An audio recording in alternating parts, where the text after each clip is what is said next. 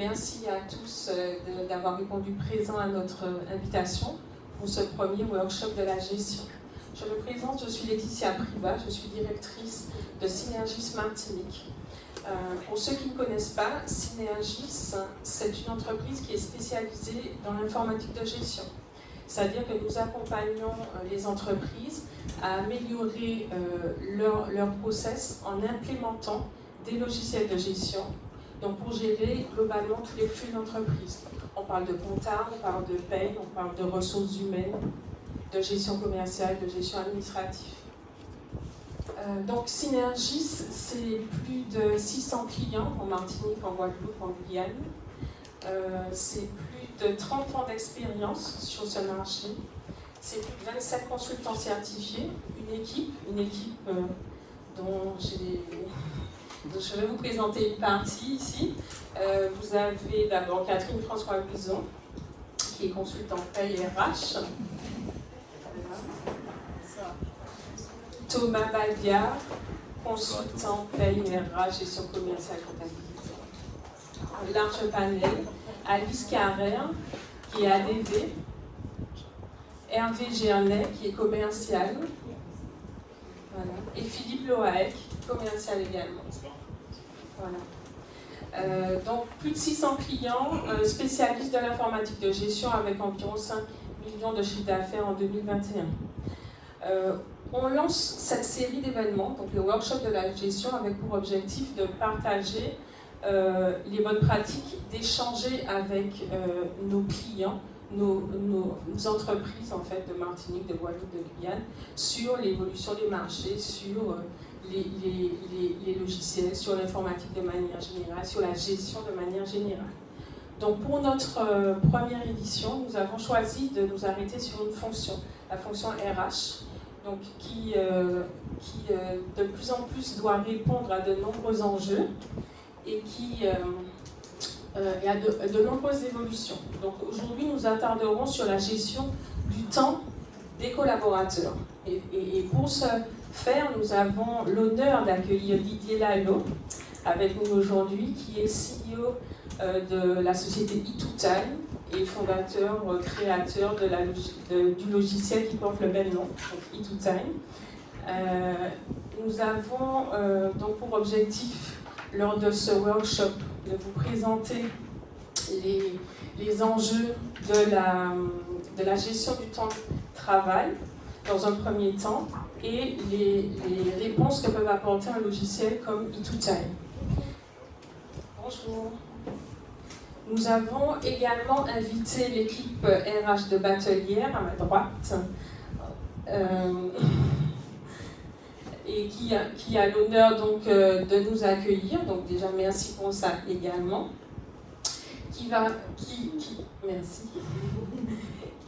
Qui possède E2Time en fait qu'on a implémenté, c'est l'un des premiers dossiers qu'on a implémenté en Martinique et donc qui nous fait l'honneur également de nous faire un retour sur l'expérience de leur pratique, de leur utilisation du logiciel.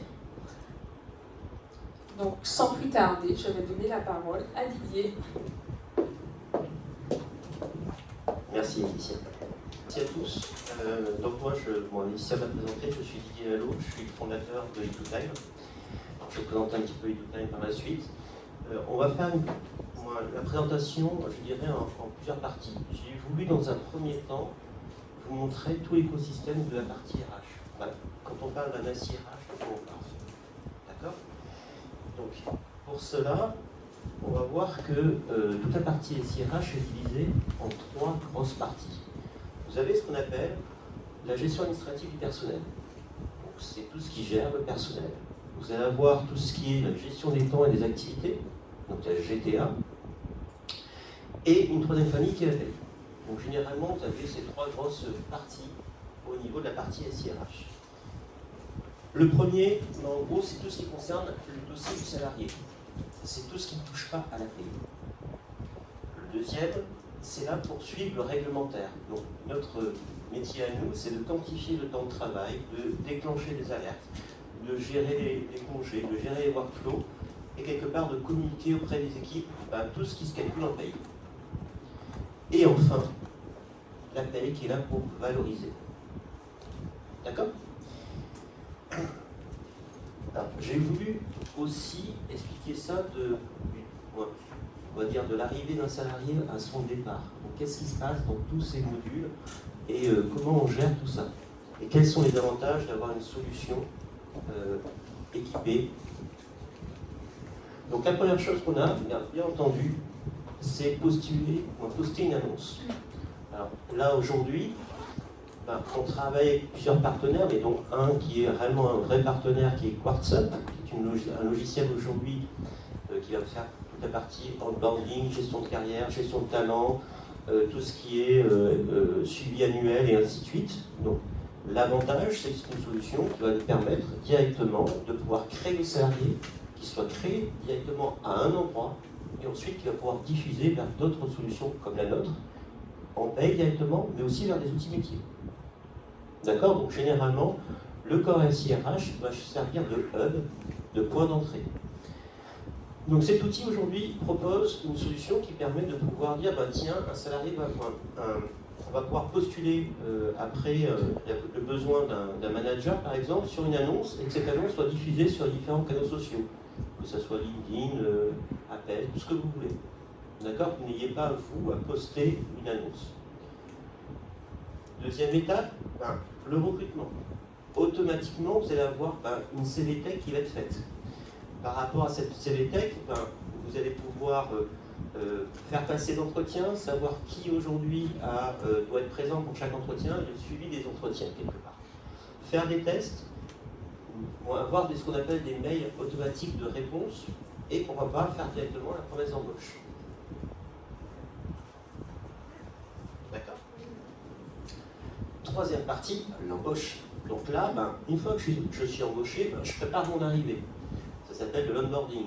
Ça veut dire que le salarié n'est pas encore arrivé, qu'on va déjà lui donner un accès pour pouvoir donner, exemple, les informations complémentaires, personne à contacter, puis qu'il puisse rajouter des documents de type passeport ou de type tout ce que vous voulez comme pièce complémentaire à son dossier. Donc là, l'idée, c'est de faire fédérer déjà les candidats, une fois qu'ils ont été validés, de ne pas les perdre en route. Et pourquoi pas leur communiquer déjà un certain nombre de données qu'ils vont avoir besoin lors de leur embauche, en disant vous avez rendez-vous avec telle personne, tel jour à telle heure pour récupérer votre ordinateur, et ainsi de suite. Donc la deuxième étape, c'est naturellement, je signe mon contrat. Alors maintenant, aujourd'hui, on a la facilité de pouvoir signer les contrats de façon électronique. L'idée, c'est qu'aujourd'hui, si vous êtes, exemple, dans différents secteurs d'activité où le contrat n'est pas dans l'entreprise, mais est déporté dans chaque boutique, par exemple, vous avez possibilité de centraliser la donnée. Ok. Et enfin, je réussis mon intégration. Ça veut dire que le salarié n'est pas encore arrivé, qui va pouvoir déjà commencer à avoir des données sur comment on gère le RGPD, comment on gère aujourd'hui toute la partie vie d'entreprise, est-ce que qui fait quoi, l'organigramme, et ainsi de suite. D'accord? Donc ça va pouvoir se présenter par rapport à des vidéos, par rapport à des tutoriels ou autres. Donc sur cette partie-là, on va dire c'est on est parti d'une annonce, un recrutement, une embauche, et rapidement on va arriver donc à toute la vie dans l'entreprise. C'est une fois que je suis salarié, je vais gérer mon dossier, je vais faire mes entretiens, je vais pouvoir changer mes adresses, rajouter le RIB, tout ce qui concerne la vie du salarié. Et en parallèle, pouvoir faire des demandes de formation, des demandes de mutation en interne ou autre. Et enfin, toute une partie entretien annuel. D'accord? Donc ça, c'est vraiment la première brique, qui est la brique de gestion administrative. La deuxième brique qui nous concerne et qui, là je vais pouvoir faire une présentation qui va nous pousser juste après, c'est toute la partie GTA, donc gestion des temps et des activités. Donc la première étape, c'est pouvoir gérer la présence. Donc gérer la présence, l'idée c'est de pouvoir gérer à la fois les plannings des équipes en prévisionnel, de pouvoir le réaliser, alors soit à partir d'un outil de pointage, on va le voir, soit directement à partir du déclaratif, pour pouvoir dire que le prévisionnel est réalisé. J'ai un planning, je quantifie du temps. pouvoir avoir tout ce qui est retard, heures supplémentaires, les heures de délégation, les astreintes, le télétravail, qui est aujourd'hui quelque chose d'actualité. Est-ce que je suis en présentiel? Alors, je sais qu'en Martinique, c'est pas quelque chose qui est encore bien, moi qui, voilà, je sais qu'en métropole, aujourd'hui, le télétravail, c'est réellement quelque chose qui est rentré dans les mœurs. Et aujourd'hui, c'est quelque chose, il faut savoir, est-ce que je suis présent ou est-ce que je suis présent, mais à distance? D'accord? Ouais, avec la partie Covid, c'est vrai que c'est rentré directement dans les mœurs en métropole. Alors, je ne sais pas comment c'est rentré ici. Ça commence? D'accord. Qui dit présence dit absence. Si je veux savoir qui est là, par défaut, la première étape, c'est de savoir qui n'est pas là. Donc là, on va gérer tout ce qui est gestion des absences, gestion des congés exceptionnels, donc tout ce qui est congés pour événementiaux. Et en parallèle, gérer les workflows de demande de congés. Donc gérer tous les flux, et ainsi de suite. D'accord? Rassurez-vous, vous allez pouvoir vous poser des questions juste après. Là, je vais essayer d'aller un petit peu plus vite pour pouvoir vous présenter un petit peu la partie logicielle. Donc, dès qu'on a tout ça, l'objectif principal, quand même, c'est de gérer des alertes. Donc, être alerté en temps réel sur des dépassements de temps. Est-ce que j'ai bien mes 11 heures de repos consécutifs? Est-ce que derrière, j'ai pas un retard supérieur avec ce minute ou n'importe quoi? L'idée, c'est d'être alerté. Tiens, est-ce qu'il me reste des soldes sur un compteur qui finit dans les 3 mois? Voilà. Le but, c'est d'être alerté, de ne pas avoir accès à l'information. Tout ce qui est annualisation de temps de travail, donc ça on le retrouve souvent dans l'hôtellerie, dans le retail, dans les secteurs qui ont une partie saison haute, saison basse. Vous allez avoir tout ce qui est gestion des tickets restaurants, tant qu'à faire, on sait qui est là, on sait qui n'est pas là, tant qu'à faire, on peut calculer tout ce qui est tickets restaurants, panier repas et ainsi de suite. Et tout ce qui est suivi des visites médicales, avec la possibilité de dire, tiens, une personne est absente pendant 15 jours, j'ai une visite de pré-reprise, et ainsi de suite. D'accord? De pouvoir déclencher des alertes, même sur des dates de fin de contrat, des dates de fin de période d'essai, des choses comme ça.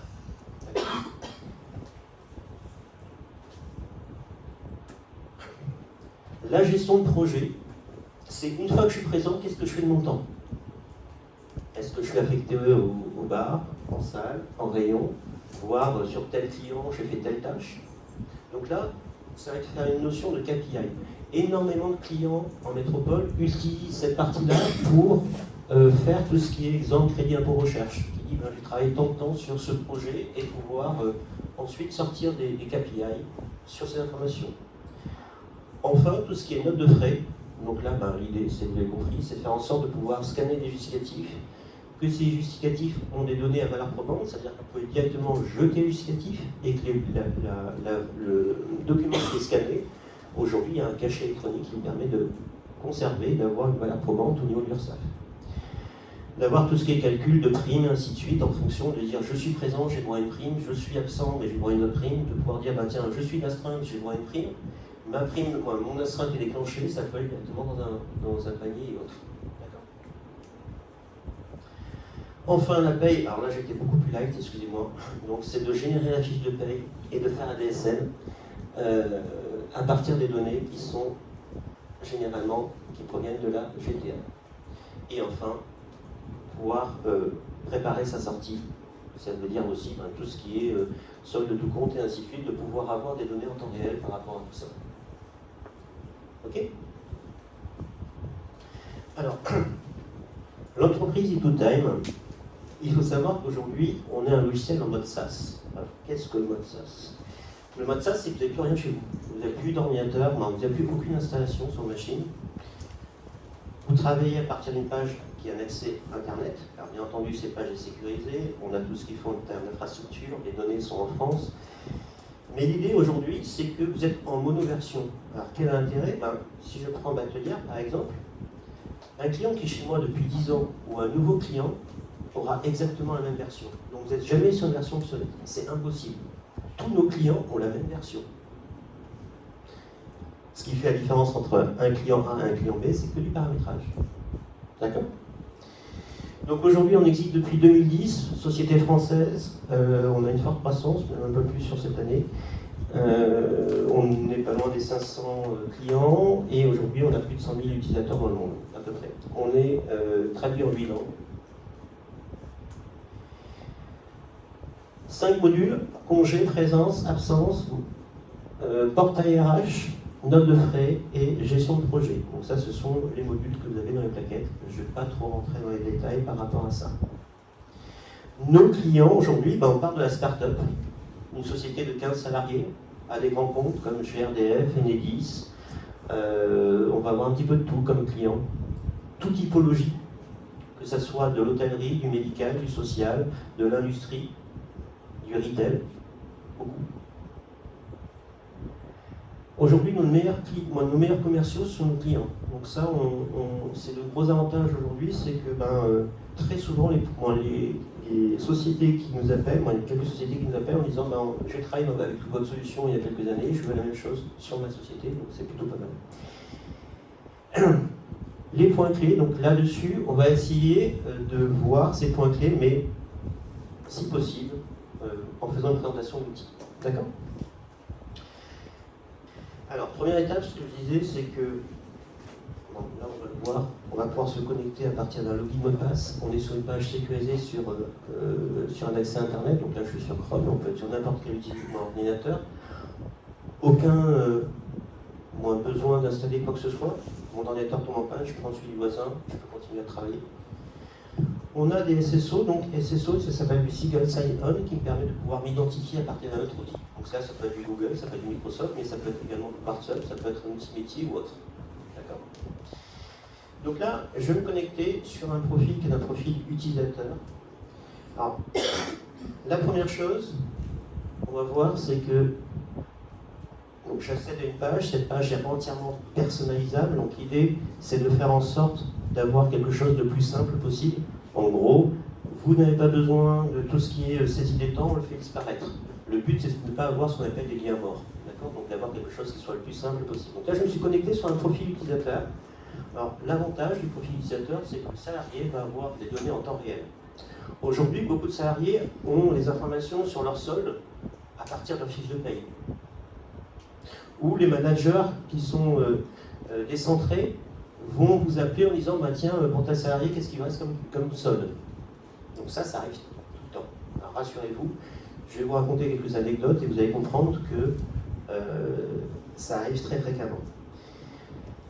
Donc là, éviter les doublons, ça veut dire que quand on saisit des données directement dans un outil, ils vont être saisis automatiquement chez nous en paye, mais peut-être vers un outil métier qui sert à faire de la planification sur des interventions ou des choses comme ça. L'idée, c'est d'éviter des ressaisies. Alors, chaque fois qu'il y a une saisie, il y a un risque d'erreur. On le sait. D'accord ? Alors, c'est pareil. Aussi, quand un congé est validé, ça ne sert à rien de se dire je vais en paye pour pouvoir ressaisir ces données. Les données sont automatiquement transférées via un fichier, une fois par mois, ou ce que vous voulez, une fois par semaine. D'accord ? Aujourd'hui, vous avez une obligation, je ne sais pas, je vais en parler un petit peu, en termes de RGPD, je pense que ça parle à tout le monde. Donc, 3 obligations. Vous avez une obligation pour le salarié d'avoir accès à ces données. Deuxième obligation, c'est d'avoir accès à des modifications. Donc là, l'intérêt, c'est que du moment qu'il y a un petit crayon, ce sont des données personnelles. Donc il faut que le salarié puisse modifier ces données avec un workflow validation, c'est-à-dire que les managers vont pouvoir valider les changements. Vous avez également ce qu'on appelle un droit à l'oubli. Alors le droit à l'oubli, c'est au bout de X années, je veux faire en sorte que mes données sont soit supprimées, soit rendues anonymes. D'accord ? On va voir qu'il y a un QR code, je vais en profiter. Aujourd'hui, vous avez une application mobile qui est disponible sur Google Store ou Apple Store, en fonction de votre mobile. Sur cette application mobile, vous avez possibilité soit de taper un identifiant mot de passe, soit de dire je scanne un QR code. Le fait de le scanner, automatiquement, votre téléphone est rattaché à votre fiche. Donc vous n'avez pas besoin de taper des identifiants mot de passe, tout est relativement simple. On va voir la partie mobile parce qu'aujourd'hui, la nouvelle génération utilise quasiment que du mobile. Et même aujourd'hui, si dans le retail ou dans la restauration, par exemple, c'est très bien de dire je veux savoir quels sont mes horaires de demain, d'avoir accès directement à son planning, directement à partir de son mobile. C'est pas grand-chose, mais au quotidien, c'est réellement important. On va le voir. Je veux juste... l'objectif principal d'une solution, c'est d'homogénéiser une méthodologie de travail et de respecter le réglementaire. Je vais vous donner juste une anecdote. J'étais en déplacement en métropole, on a équipé une société dans le retail.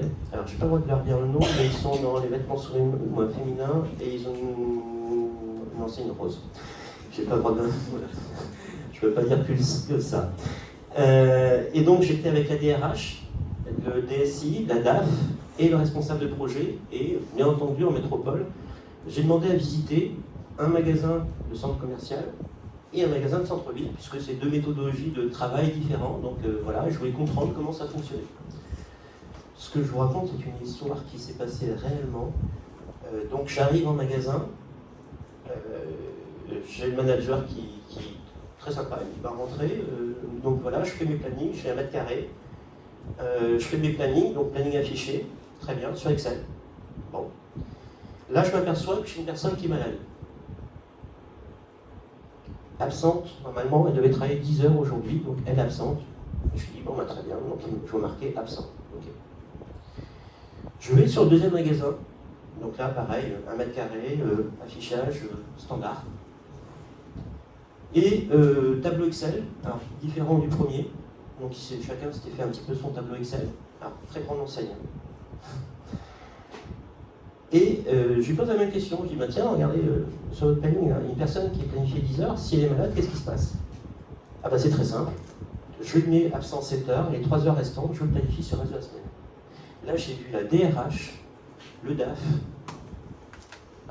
réellement venir blême, en disant qu'ils venaient de prendre conscience que d'un manager à un autre manager, ils n'étaient pas RH.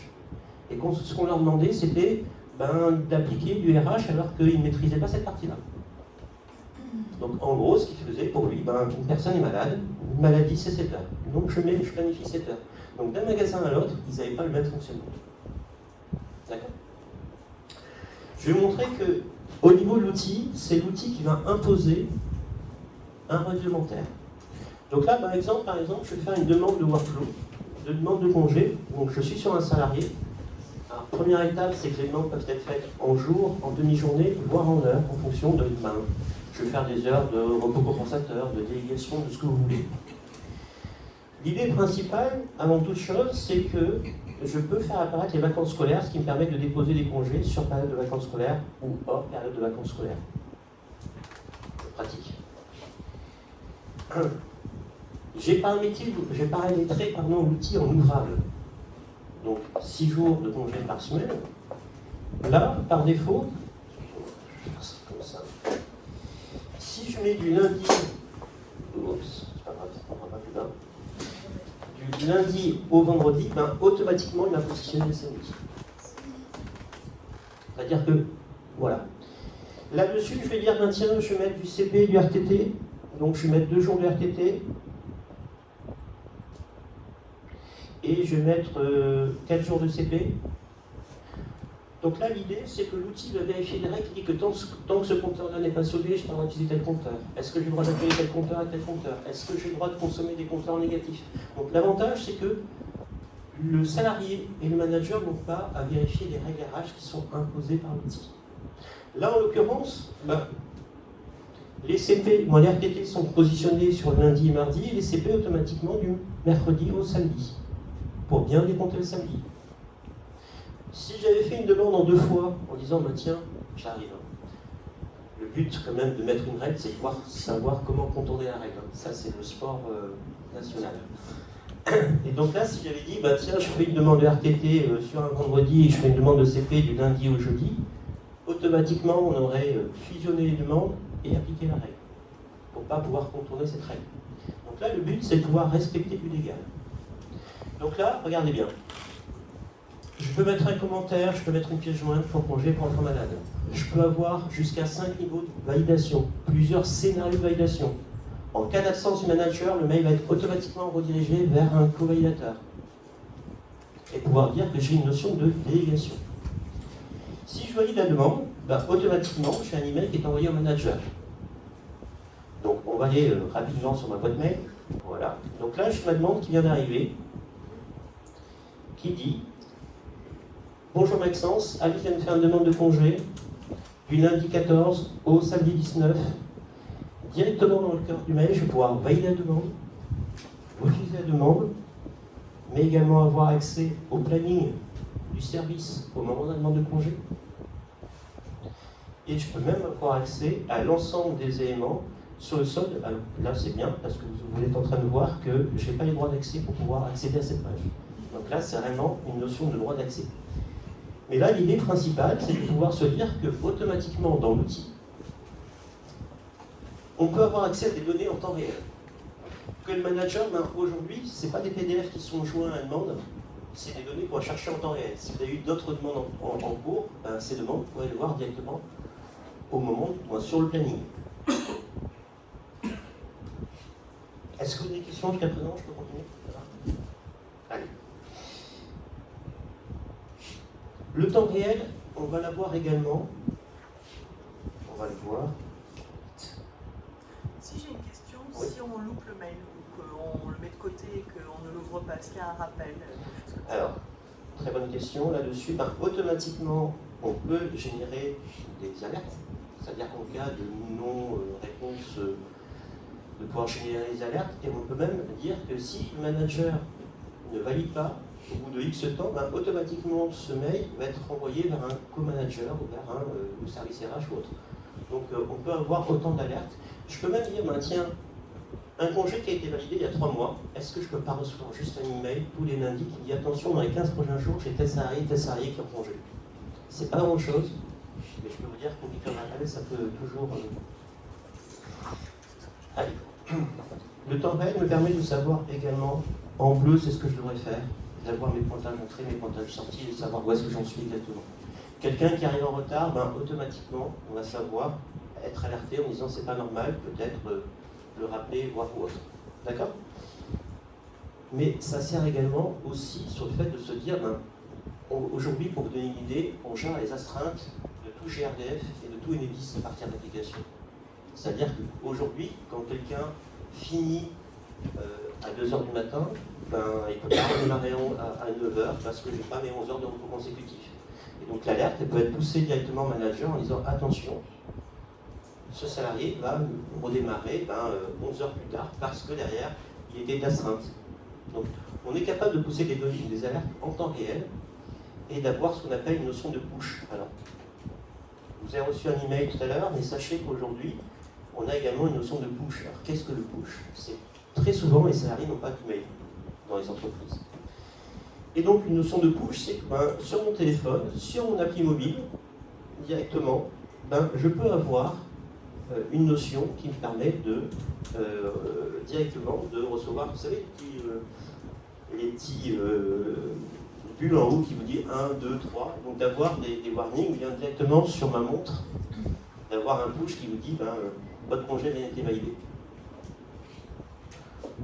Ce qu'il faut comprendre, c'est qu'aujourd'hui, les données sont centralisées et tout ça va vous permettre de déclencher les calculs en fonction des règles que vous avez paramétrées. Et de faire en sorte que les règles ne peuvent pas être contournées. Donc vous avez vu que c'est assez rapide de pouvoir générer un workflow de demande de congé. On va voir que dans l'outil, en fonction de la typologie métier, alors je vais juste insister sur le fait du métier. Tout ce qui est SIRH, généralement, gestion administrative du personnel, vous y allez pour changer votre RIB, ainsi de suite. Paye, c'est très bien, vous êtes 2-3 personnes à l'utiliser. La GTA, tout le monde l'utilise. Ça veut dire aussi bien les salariés pour faire leur demande de congé que les managers pour faire leur planning. Donc intéressez-vous beaucoup au métier parce que c'est une des parties des réussites. D'accord. Donc là, j'ai un planning où je peux savoir équipe par équipe qui est présent, qui est absent. L'idée, c'est que ce planning, je vais pouvoir facilement le modifier.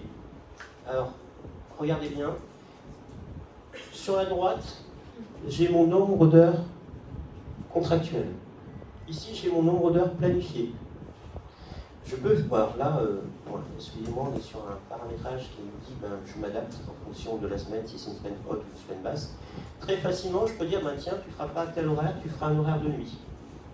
Donc pouvoir en un clic sectionner un horaire et faire un horaire de nuit. Là, j'ai un warning qui me dit attention, dans ce que vous avez planifié, je n'ai pas mes 11 heures de repos consécutifs. D'accord ? Je peux très bien dire tiens, j'ai une personne qui n'est pas venue travailler pour mettre une absence à justifier. Pouvoir dire que cette absence à justifier, le service RH reçoit un arrêt maladie, il va pouvoir automatiquement le transformer en arrêt maladie. Pour 2 jours, de dire au passage que ce n'est pas une prolongation. Tant qu'à faire, tiens, je suis venu en sous-effectif ici, je peux faire un prêt de salarié d'un magasin à un autre, une boutique à un autre. Donc ça, c'est quelque chose qui se fait assez facilement. Voilà, je peux dire, tiens, alors là, c'est pas le meilleur cas, mais bon, on va dire, tiens, je prête Elvire, ou même je vais prêter, je vais prêter Elvire sur l'équipe projet.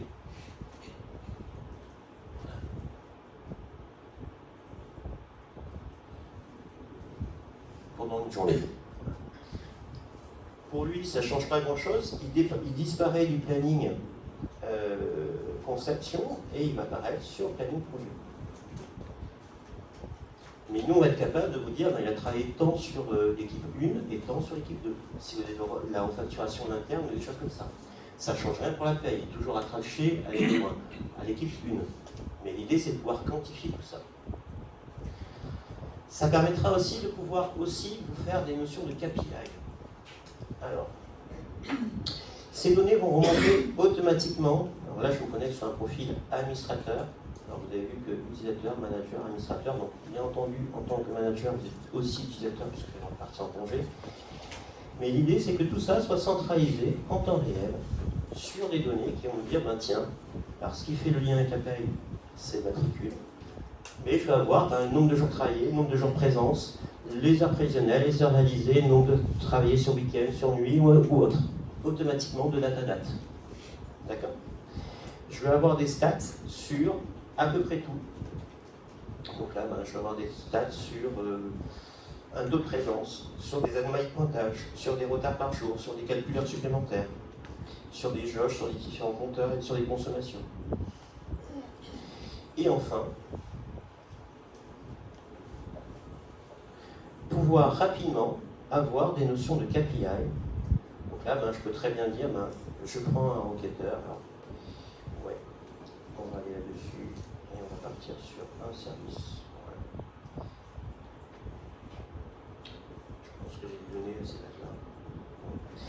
Donc là, très rapidement, je vais dire, donnez-moi des dates. Ce qui est important, c'est qu'on peut calculer directement dans l'outil. Donc là, c'est réellement, si on le souhaite, et aller très loin, pouvoir se dire, tiens, est-ce que je suis surstaffé ou sous-staffé ? En fonction d'un besoin métier, est-ce que j'ai accès de personnes présentes ou absentes ? En fonction, dans l'hôtellerie, de se dire, tiens, au niveau du nombre de personnes en arrivée ou en départ, donc en check-in, en check-out, ou en recouche, est-ce que j'ai un nombre de personnes suffisant au niveau des femmes de chambre. Si je prends les personnes qui font les petits déjeuners, donc les PDJ, en fonction du nombre de personnes présentes en chambre, combien j'ai besoin de petits déjeuners, ou des choses comme ça. Donc de pouvoir dire, est-ce que je suis sur ou sous-staffé ? Et très rapidement de dire, tiens, j'ai un chiffre d'affaires prévisionnel, j'ai un chiffre d'affaires réalisé. Alors on va prendre une période simple.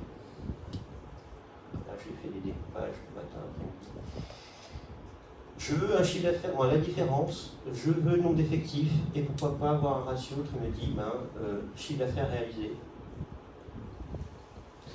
divisé par le nombre d'effectifs, ce qui donne mon coût de productivité. Donc ça permet de pouvoir sortir des notions de KPI en temps réel, boutique par boutique, secteur d'activité par secteur d'activité. D'accord ?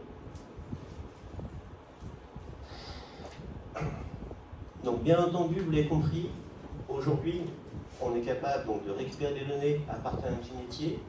Alors, par rapport à ce que vous avez habituellement, alors, pour beaucoup de sociétés aujourd'hui qu'on équipe encore travaillent sur Excel.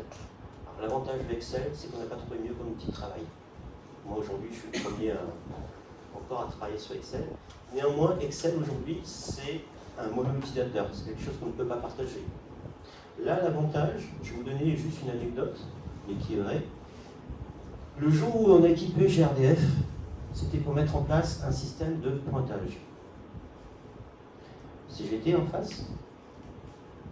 Donc, vous voyez ce qui se passe en métropole actuellement sur Total.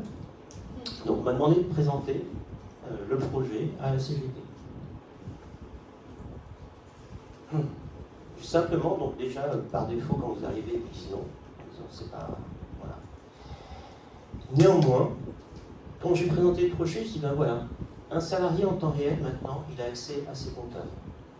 Donc, salarié en temps réel, c'est aujourd'hui si, où est-ce qu'il en est au niveau de ses heures supplémentaires. Il sait où est-ce qu'il en est au niveau de son quota d'heures. Il sait où est-ce qu'il en est au niveau de ses récupérations. Il sait exactement si derrière son nombre d'heures travaillées par semaine, et voir aujourd'hui, ben, est-ce qu'il a fini à 2h du matin, est-ce qu'il peut reprendre à 8h. Chose qu'il n'avait pas avant. Donc je leur ai dit, moi aujourd'hui, ce qu'on vous met en place, c'est la transparence de la communication que vous n'avez pas avant. À la fin, ben, quand on a montré l'outil, c'est la CGT qui a porté l'offre auprès des équipes. Là, je veux dire que c'est acquis. Ce que je veux dire par là, c'est que... Ça fait champagne ce jour-là. Une fierté quand même. Ce que je veux dire par là, c'est quand même important, c'est que il faut penser que c'est pas monodirectionnel. Le fait de mettre en place un système de pointage, alors, petite statistique, aujourd'hui 85% de la mise en place de pointeuses est faite à la demande des salariés. C'est pas le cas partout, mais c'est le cas en métropole. 85% des demandes sont faites à la demande des salariés. Pourquoi? Parce que l'avantage quand vous mettez en place un système de pointage, ben vous avez une traçabilité. Vous avez une obligation légale au niveau de l'État. Aujourd'hui, si vous avez un contrôle de SAF, ce que vous voulez, ils vont vous demander de prouver que le salarié a bien fait ses heures. C'est à vous de prouver que vos équipes ont réellement fait leurs heures. Si aujourd'hui un salarié vient avec un petit carnet en disant j'ai fait 12 heures supplémentaires, vous lui devez. C'est à vous de prouver qu'il n'a pas fait ses heures. D'accord? Est-ce que vous avez des questions? Je peux continuer. C'est bon pour tout le monde?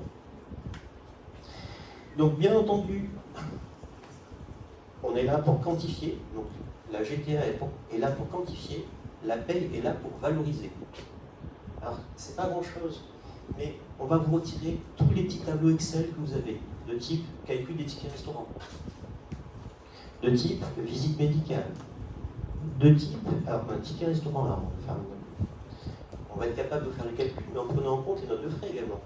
Si je vous ai remboursé un repas, à vous et à 3 collègues, ben, en même temps, ben, si je vous ai remboursé un repas, c'est que vous avez un ticket restaurant en moins. Donc on va vous déduire un ticket restaurant pour vous et pour les 3 invités qui font partie de la société. D'accord? Donc tout ça, ça permet d'avoir du contrôle et de respecter un certain nombre de règles. Allez, je vais continuer. Comme on a beaucoup de choses à faire, je vais continuer par rapport au reste. Je vais juste vérifier si je n'ai pas oublié. Je vais partager mon téléphone. Donc, déjà, ce qui est intéressant, c'est que je ne sais pas si vous l'avez vu, mais ça s'est fait très rapidement. On va utiliser la biométrie du téléphone. Alors, je vais poser une question aujourd'hui. Est-ce que vous connaissez le réglementaire au niveau du téléphone? Est-ce qu'un salarié a le droit d'utiliser son téléphone à titre perso, son téléphone perso, pour faire des demandes de congé?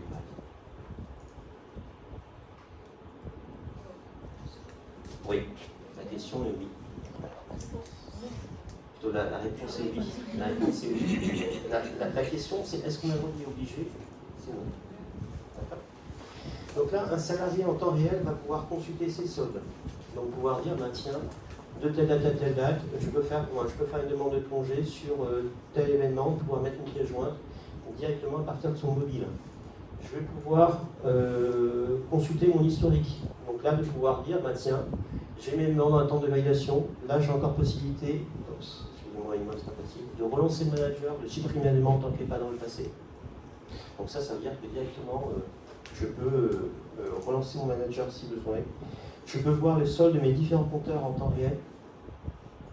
Je peux avoir accès à mon planning en temps réel. Donc, si je ne m'étais pas trompé, je suis en congé cette semaine. Je pense de mettre des congés un peu partout. Je suis désolé, j'ai pas beaucoup de... Je suis en 4G et je n'ai pas beaucoup de débit ici. Voilà. Donc là, j'ai accès directement à mes compteurs, à mes congés, à mes horaires en temps réel. Ça, c'est très pratique pour dire que je modifie un horaire de la semaine, ben, automatiquement le salarié est alerté en temps réel. Je peux avoir accès à mes notes de frais, donc quand je scanne un justificatif, il est automatiquement lu, reconnu, et automatiquement je vais pouvoir mettre une pièce jointe. Je peux avoir aussi accès à tout ce qui est pointage. Donc là, il m'a pas être plus près. D'accord. Donc, la géolocalisation, c'est quelque chose qui est aujourd'hui légal. On a le droit de géolocaliser un pointage. Entre deux pointages, il peut être à la place, je ne peux pas vous dire. Nous, aujourd'hui, on géolocalise le pointage, on ne géolocalise pas la personne. D'accord. Donc voilà, et je peux dire qu'il a pointé sur une prestation ou autre. Là, l'intérêt, c'est que je vais faire redescendre les informations en temps réel. Alors ça, c'est très utilisé pour les personnes qui sont mobiles. Ok. Je vais juste donner des bonnes pratiques, oui. Excusez-moi, je reviens sur le pointage. Vous voulez dire que le salarié, s'il travaille à l'extérieur, lorsqu'il arrive sur le lieu, va faire savoir qu'il est arrivé, c'est ça, le pointage? Alors, ça dépend. J'ai des personnes qui disent, tiens, on va parler de pointage 2 petites minutes. Il existe, je fais une aparté parce que c'est une bonne question. Aujourd'hui, vous avez différents systèmes de pointage. Vous avez un pointage physique, donc ça c'est badge. Vous avez du pointage déclaratif, c'est ça qui déclare ses temps avec un workflow de validation au niveau du manager. Vous avez du pointage PC, donc sur l'ordinateur. Je suis dans l'entreprise, mon bouton pointage apparaît. Je suis chez moi, bah, il disparaît, sauf si je suis planifié en télétravail, par exemple. Le pointage mobile, ben, j'ai tendance à dire, la réponse c'est vous qui allez nous la donner. Est-ce qu'il a pointé sur du mobile, tiens, quand il est d'astreinte, en disant je suis d'astreinte, je déclenche mon astreinte à partir de mon téléphone. Donc est-ce que je le prends à partir de chez moi ou est-ce que je le prends à partir du fait que je sois arrivé chez le client ou autre? La partie mobile va servir aussi à faire du pointage pour des rondiers ou bien pour des services à la personne. Pouvoir dire, bah, tiens, je vais mettre un tag NFC dans un placard. J'arrive chez le client, chez le patient, chez le client, je pointe avec mon téléphone, j'ai fini, je pointe avec mon téléphone. Pouvoir dire que je pointe également sur des tâches. Tiens, j'ai commencé à faire une tâche qui est de la route. Cette tâche aujourd'hui, du moment que je suis derrière mon camion, je peux scanner un QR code pour dire que j'ai commencé à travailler sur telle tâche et en même temps me dire que je suis attaché à tel camion. D'accord. Je vais juste parler sur la partie pointage parce que autant sur les congés, on n'a pas beaucoup de difficultés à faire en sorte que les salariés utilisent leur téléphone. Autant sur le pointage, si un salarié vient un matin et dit tiens, j'ai pas mon téléphone, j'ai prêté à mon épouse, c'est son droit. Donc beaucoup de nos clients aujourd'hui utilisent le téléphone du salarié, mais en contrepartie, ils prennent une partie de l'abonnement. Donc comme ils prennent une partie de l'abonnement, contractuellement, il y a un échange, donc c'est du légal. D'accord. Tout ce que je vous présente aujourd'hui est du légal. Vous allez avoir des sociétés, et on va en parler un petit peu rapidement. Qu'est-ce que je n'ai pas le droit de faire? On va aller. Je n'ai pas le droit de mettre une caméra en direction du pointeuse. Ça, c'est complètement illégal. Si vous allez au prud'homme en disant, vous voyez, c'est pas lui qui a pointé, c'est telle personne, je suis désolé, monsieur, vous n'avez pas le droit de le faire. Vous avez le droit de mettre une caméra en direction d'une sortie, dans le champ, il y a une pointeuse. Ça, c'est illégal. Néanmoins, vous ne pouvez toujours pas aller au prud'homme en disant, vous voyez, c'est lui qui a pointé, par contre, vous savez qui est complice. Aujourd'hui, on sait faire de la biométrie. On en vend sur tous les pays limitrophes, mais interdit en France. Donc je ne le proposerai pas ici. Même si techniquement, on sait faire. J'ai voulu donner les bonnes pratiques. Excusez-moi parce que, voilà. les bonnes pratiques, parce que à force de faire des dossiers, aujourd'hui on démarre simple. Vous avez un besoin, répondez à votre besoin. Ça sert, c'est pas parce qu'on fait tout qu'il faut vouloir tout faire. Démarrez simple. L'idée c'est d'avoir une bonne adhésion de l'outil auprès de vos équipes. D'accord? Deuxième élément qui me paraît simple, moins évident, communiquer. Expliquez pourquoi vous voulez mettre en place un outil. Qu'est-ce que ça apporte à votre entreprise? Le fait de communiquer dans les deux sens, vous allez aussi avoir des retours d'informations en disant attention, nous on fonctionne comme ça. Faites un cahier des charges, ayez un périmètre fermé. On voit des projets qui échouent parce que, au fur et à mesure du temps qu'on déploie, on fait et on défait. D'accord? Donc c'est aussi le rôle des consultants qui sont présents, Catherine, de vous accompagner en disant quel est le cahier des charges, donc elle va vous aider à faire ce cahier des charges, mais partez sur un périmètre fermé. D'accord? Rapidement, pensez au métier.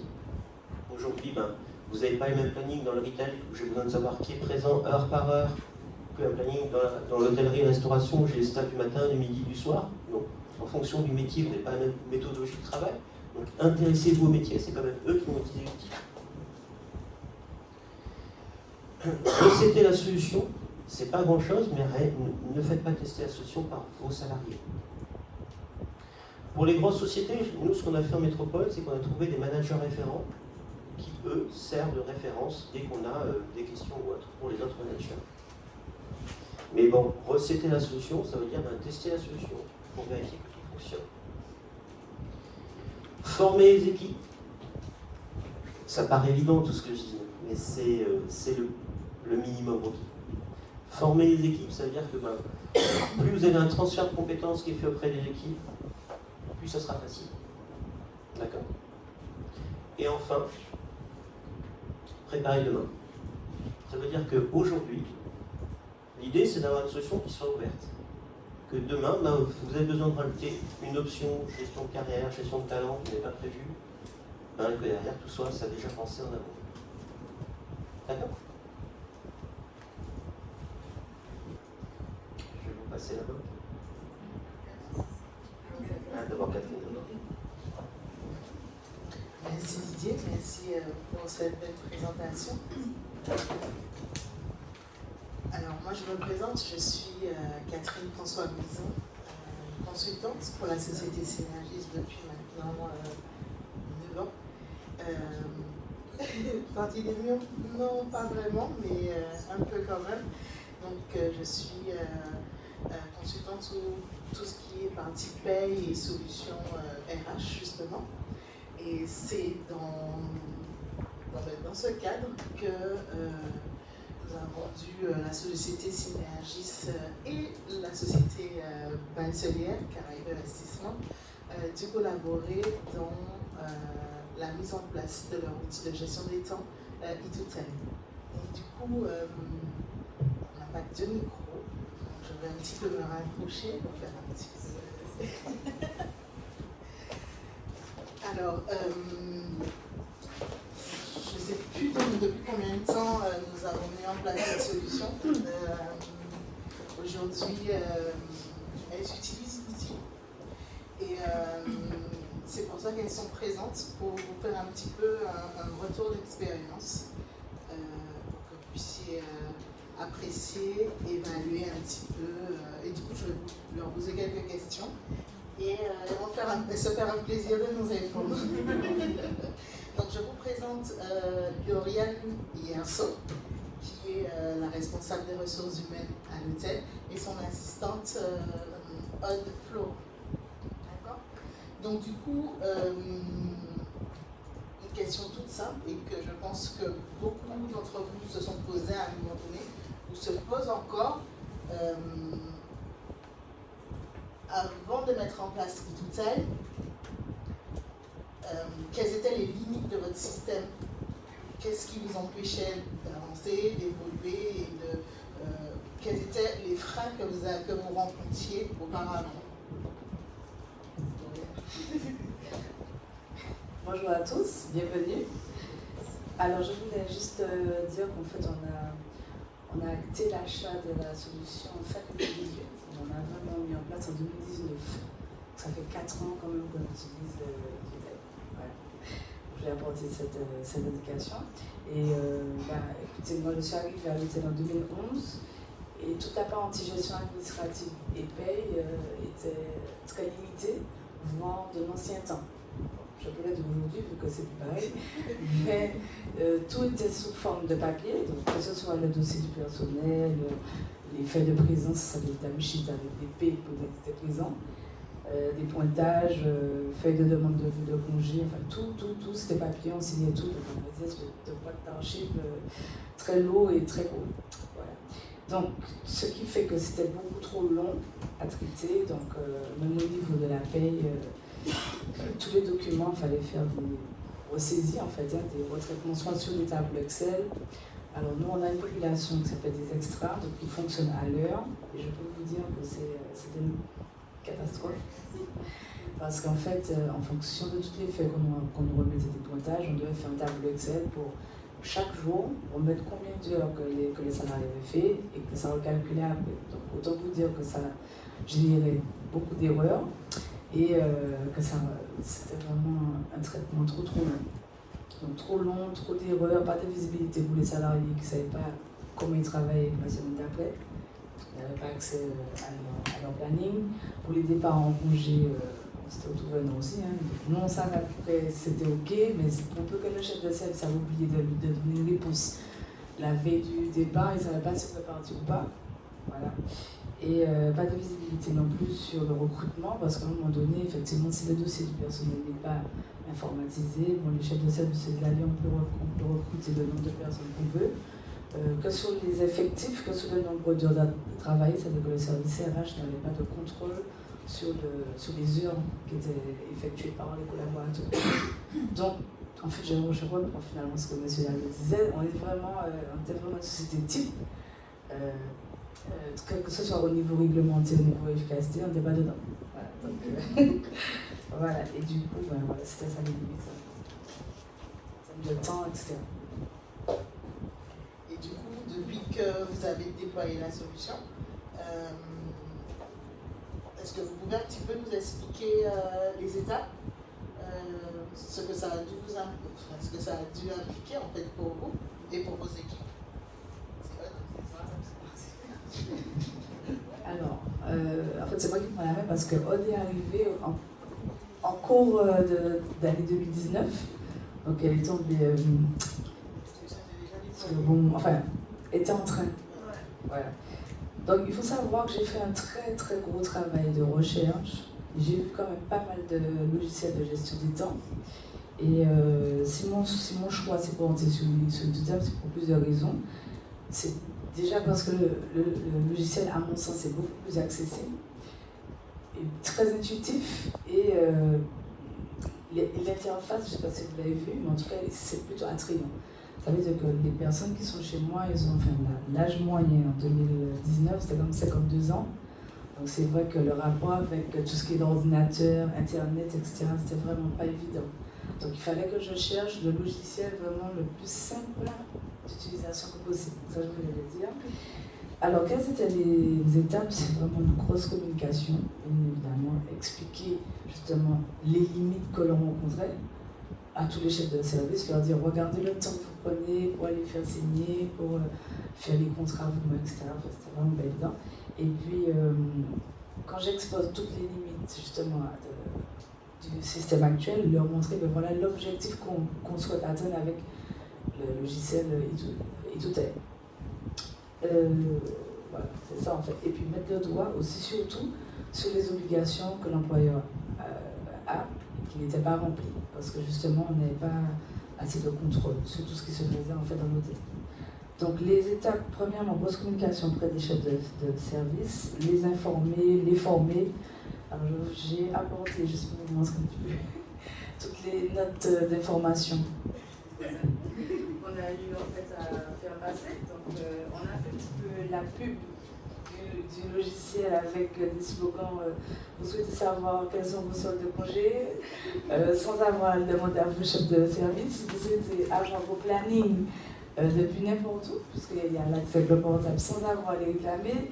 Faites vos demandes sans bouger de votre canapé et ça avance bien sûr si les congés sont validés, sans avoir posé la question 7 fois. Voilà, tout cela devient possible avec l'application e2tel.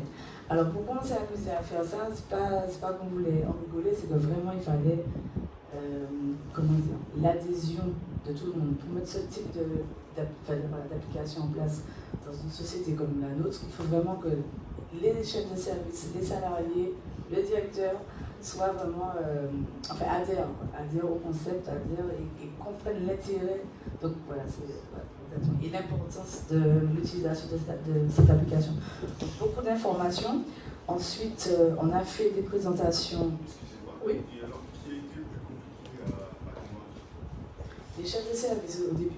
Parce que c'est pas le directeur, moi. non. Donc les chefs de service, pourquoi alors je parle je suis désolé. Oui, alors parce qu'ils savaient qu'il fallait faire le planning non plus à la main, mais sur Excel, sur e2tel. Donc ça déjà, le travail sur ordinateur, c'est déjà une montagne. Et puis en fait, pour eux, ils n'avaient pas compris que c'était un gain de temps. Pour eux, ils pensaient que vous allez perdre plus de temps à le faire sur l'ordinateur et tout, et au final, vous allez voir que pas du tout. Voilà, c'était ce qu'il fallait démontrer par toute notre publicité, etc. Donc ça, vous voyez, par rapport au nombre de feuilles que j'ai, ça passe de février, mars, avril jusqu'en juin 2019, jusqu'au novembre 2019, avec le petit slogan e2tel. C'est parti, vous avez reçu vos liens de connexion, ils vont cliquer, on fait vos demandes de congé externe. C'était vraiment un gros travail d'accompagnement avec les chefs de service et les salariés. Voilà. Et puis, l'étape que Catherine attend, je suppose, c'était le travail d'audit. Effectivement, sur toute la partie, parce que bon, c'est bien de convaincre toute la population de Bachelier à utiliser l'application, mais après, faut-il encore que l'application soit utilisable. Donc, un gros audit sur le paramétrage. Alors, elle nous envoie un petit tableau Excel. Effectivement, il fallait qu'on dise, donc à la synergiste, qu'est-ce qu'on voulait comme paramétrage, des journées types, des horaires, des équipes, des services, etc. Et des règles d'acquisition de CP et de toutes les règles qu'on voulait enfin mettre en place, ne pas poser de congé la veille, enfin voilà, les récupérations, etc. Les créations des compteurs, de toutes sortes de compteurs que vous souhaitez, jours fériés, congés spéciaux, enfants malades, enfin voilà. Et puis voilà, je crois que c'était tout. Paramétrage, c'est ça. Et du coup, maintenant, quel bilan vous en tirez? Maintenant, après, on va dire, 4 ans d'utilisation, quel est votre bilan par rapport à ça? Je suppose que je passe le micro à eux. Alors, bonjour à tous. Alors, on peut dire qu'après 3 ans, 4 ans d'utilisation, c'est un bilan assez positif. Franchement, e2tel, c'est pour nous un gain de temps, un gain d'efficacité. Aujourd'hui, on ne peut pas faire de gestion personnelle sans e2tel. Ça, c'est clair et net. Comme Lauriane disait, donc maintenant, on a de la visibilité sur les plannings, sur la présence des collaborateurs, sur les congés. On a créé des règles, du coup, comme elle disait, donc on ne peut pas poser un congé du jour au lendemain. On a créé les compteurs, etc. On a fait vraiment plein de choses qui, aujourd'hui, nous permettent d'être plus efficaces dans la gestion du personnel et de la paie.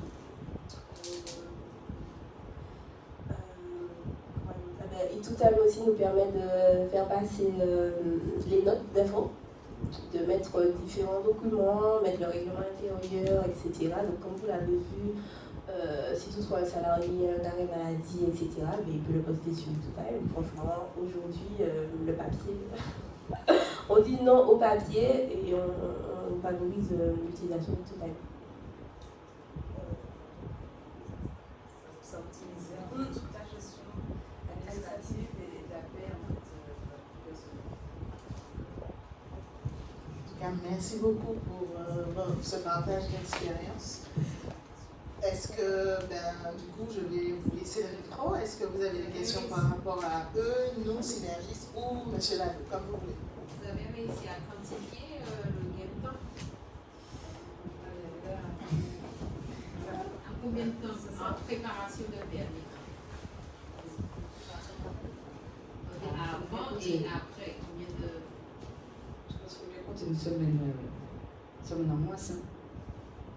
Ah ouais, une semaine en moins. Auparavant, vous faisiez le paye en 15 jours pour les salaires, préparation de salaire, En plus, il faut savoir, on a 2 périodes de paye. Donc, on va dire, c'est sur au moins 3 semaines. Enfin, elle fait la paye tout le temps, quoi, la payroll, mais tout le temps. Donc, mais bon, en fait, vraiment, si on doit compter en pourcentage, on a gagné de 70%. L'expérience montre aussi qu'on gagne en temps, mais les données sont justes. Parce que les régularisations d'absence, ainsi de suite, les données sont justes. Et là où on perd beaucoup de temps, c'est expliquer qu'on a fait une erreur. On est sur du... Vous voyez ce que je veux dire de quoi je parle. Exact, c'est-à-dire que par exemple, là on me demande oui, pourquoi j'ai été payé 700 € seulement, vous avez oublié des jours, je dis non, regarde ton planning, on a validé. Là, franchement, on ne peut pas quantifier, c'est vraiment beaucoup. Alors s'il y a une chose que j'ai pu noter, c'est que ça nous a dégagé, nous, du temps pour faire autre chose. Et ça, c'est quelque chose de vraiment très très bien parce que autant sur la partie paperasse, faire des tableaux et tout, bon, ça peut être, c'est vraiment répétitif, basique. Et sincèrement, la fonction RH, ça n'a aucune valeur ajoutée de faire ça. Donc si cette partie-là peut être dégagée pour faire autre chose, pour moi, c'est tout bonus. Voilà. D'autres questions? Oui, bonsoir à tous. Pour ceux qui utilisent les fonds européens, on nous demande souvent des fiches de temps partagé. Est-ce que ce logiciel permet justement de gérer ce problème et de sortir par la suite des éléments pouvant être pour justifier en fait la remontée des factures? Ce que vous avez temps partagé, ce sont les feuilles de temps de chaque salarié par service, etc. Voilà, sur une période donnée. Sur une période donnée pour une activité bien précise, dont les éléments sont remboursés par le gouvernement. Alors après, je vous dis que oui, et je vous valider qu'il sera oui. En gros, ce que vous nous dites, c'est que vous travaillez sur du temps qui est affecté. C'est-à-dire, du moment qu'on affecte du temps, on va être capable de pouvoir le quantifier et de pouvoir ensuite le faire remonter, soit pour de la refacturation, soit pour simplement sortir des KPI en disant qu'est-ce qui est productif ou non productif. Donc ça, oui. Vous êtes capable au niveau soit de la pointeuse physique, soit sur du déclaratif, soit sur du pointage autre, dire ben, j'ai travaillé tant de temps, ou bien simplement j'ai été planifié sur telle tâche, et automatiquement ça va permettre de pouvoir faire des calculs. Si c'est sur un marché ou un projet, on va pouvoir dire que telle personne ou tel salarié est affecté à tel projet, par exemple, et sortir sur ce projet ou sur ce marché. Voilà. Je vais aller même plus loin, c'est que très souvent, on nous demande de nous interfacer avec des outils métiers. Ça veut dire que les projets aujourd'hui, ou bien les clients, ils ne sont pas créés nativement dans E2Time. Ils viennent généralement de la compta ou autre. Donc on va venir directement récupérer ces données, et nous, on va pouvoir pousser vers des outils métiers dans les absences. Tant qu'à faire, si les absences sont chez nous, vous avez besoin à un moment de planifier quelqu'un sur un projet ou autre, de savoir dans votre outil métier qui est là et qui n'est pas là. D'accord ? Donc on va pouvoir le faire de façon bidirectionnelle. Les absences aujourd'hui peuvent être poussées aussi vers des agendas Google ou Outlook. Donc pouvoir dire que, je ne vous l'ai pas montré, mais c'est un détail, mais même un salarié en temps réel, quand il fait une demande de congé, il peut savoir le planning de son équipe, savoir qui est là et qui n'est pas là pour les mêmes dates. Alors bien entendu, quand on est salarié, on va éviter de communiquer sur le motif d'absence de son collègue. Il est absent, présent, mais on ne sait pas s'il est absent pour maladie, CP, RTT ou autre. Vous avez l'information côté manager, administrateur, mais on ne va pas l'avoir côté client. Est-ce que c'est un client peut utiliser pour ses propres salariés ou il peut avoir plusieurs établissements? Alors ça c'est une très bonne question. Aujourd'hui, on a des sociétés qui ont une version E2Time, donc un seul E2Time, mais plusieurs établissements, donc plusieurs sociétés. Et donc, chaque responsable d'établissement n'aura une vue que sur sa société. Par contre, plusieurs exports payent en fonction des sociétés. Alors, la question qu'on me demande, c'est est-ce qu'il y a un intérêt aujourd'hui d'avoir une société, une version ou plusieurs versions? Tout dépend si vous avez un prêt de salarié d'une société à une autre. Alors si ce n'est pas le cas, moi je vous recommande d'avoir plusieurs versions. Pourquoi? Parce que ça vous évite d'avoir des paramétrages différents en fonction de chaque société. Je peux en avoir une en ouvrée, l'autre en ouvrable, une avec une convention collective qui est différente. Souvent, en tout cas en métropole, les sociétés qui font partie du même groupe, ce sont souvent des rachats. Et donc, j'ai tendance à dire, si vous êtes sur le même secteur avec un rachat d'une société à une autre et qu'à ce moment-là, vous n'avez pas les mêmes règles, s'il y a un moment qui est opportun pour pouvoir homogénéiser les règles, c'est le moment d'aller en place de l'outil. Déjà, on a le dos rond. Très souvent, on nous dit, monsieur, le logiciel, c'est à faire. On est obligé d'avoir les mêmes règles pour tout le monde. Et donc là, du coup, c'est pas vrai. Mais ça permet de pouvoir faire passer en disant, vous savez que la première règle de dispute dans une entreprise, c'est pourquoi lui et pas moi. Ça, c'est la première règle de dispute. Je vous donne un exemple concret. Très souvent, on me dit, les pauses cigarettes, est-ce que je dois les faire pointer? C'est quelque chose qu'on me pose très souvent comme question. En métropole, il y a des tours, et vous voyez tout le monde en dessous, avec... Alors, je vais vous dire... alors, voilà, donc je vais dire, moi, ce qui se passe généralement à ce type de questions, c'est, moi en tout cas, je le vois au niveau de mes équipes, déjà naturellement, je regarde autour de moi. C'est simple, quand vous faites pointer une pause cigarette, la personne dit, ouais, mais moi je suis en bas, je pose une pause cigarette, lui il est en haut, il prend son café, mais du coup, on ne lui fait pas pointer. Sauf que moi je suis en bas, je parle boulot, lui il est en haut, il est devant en train de regarder une vidéo. Donc, pourquoi lui, pas moi?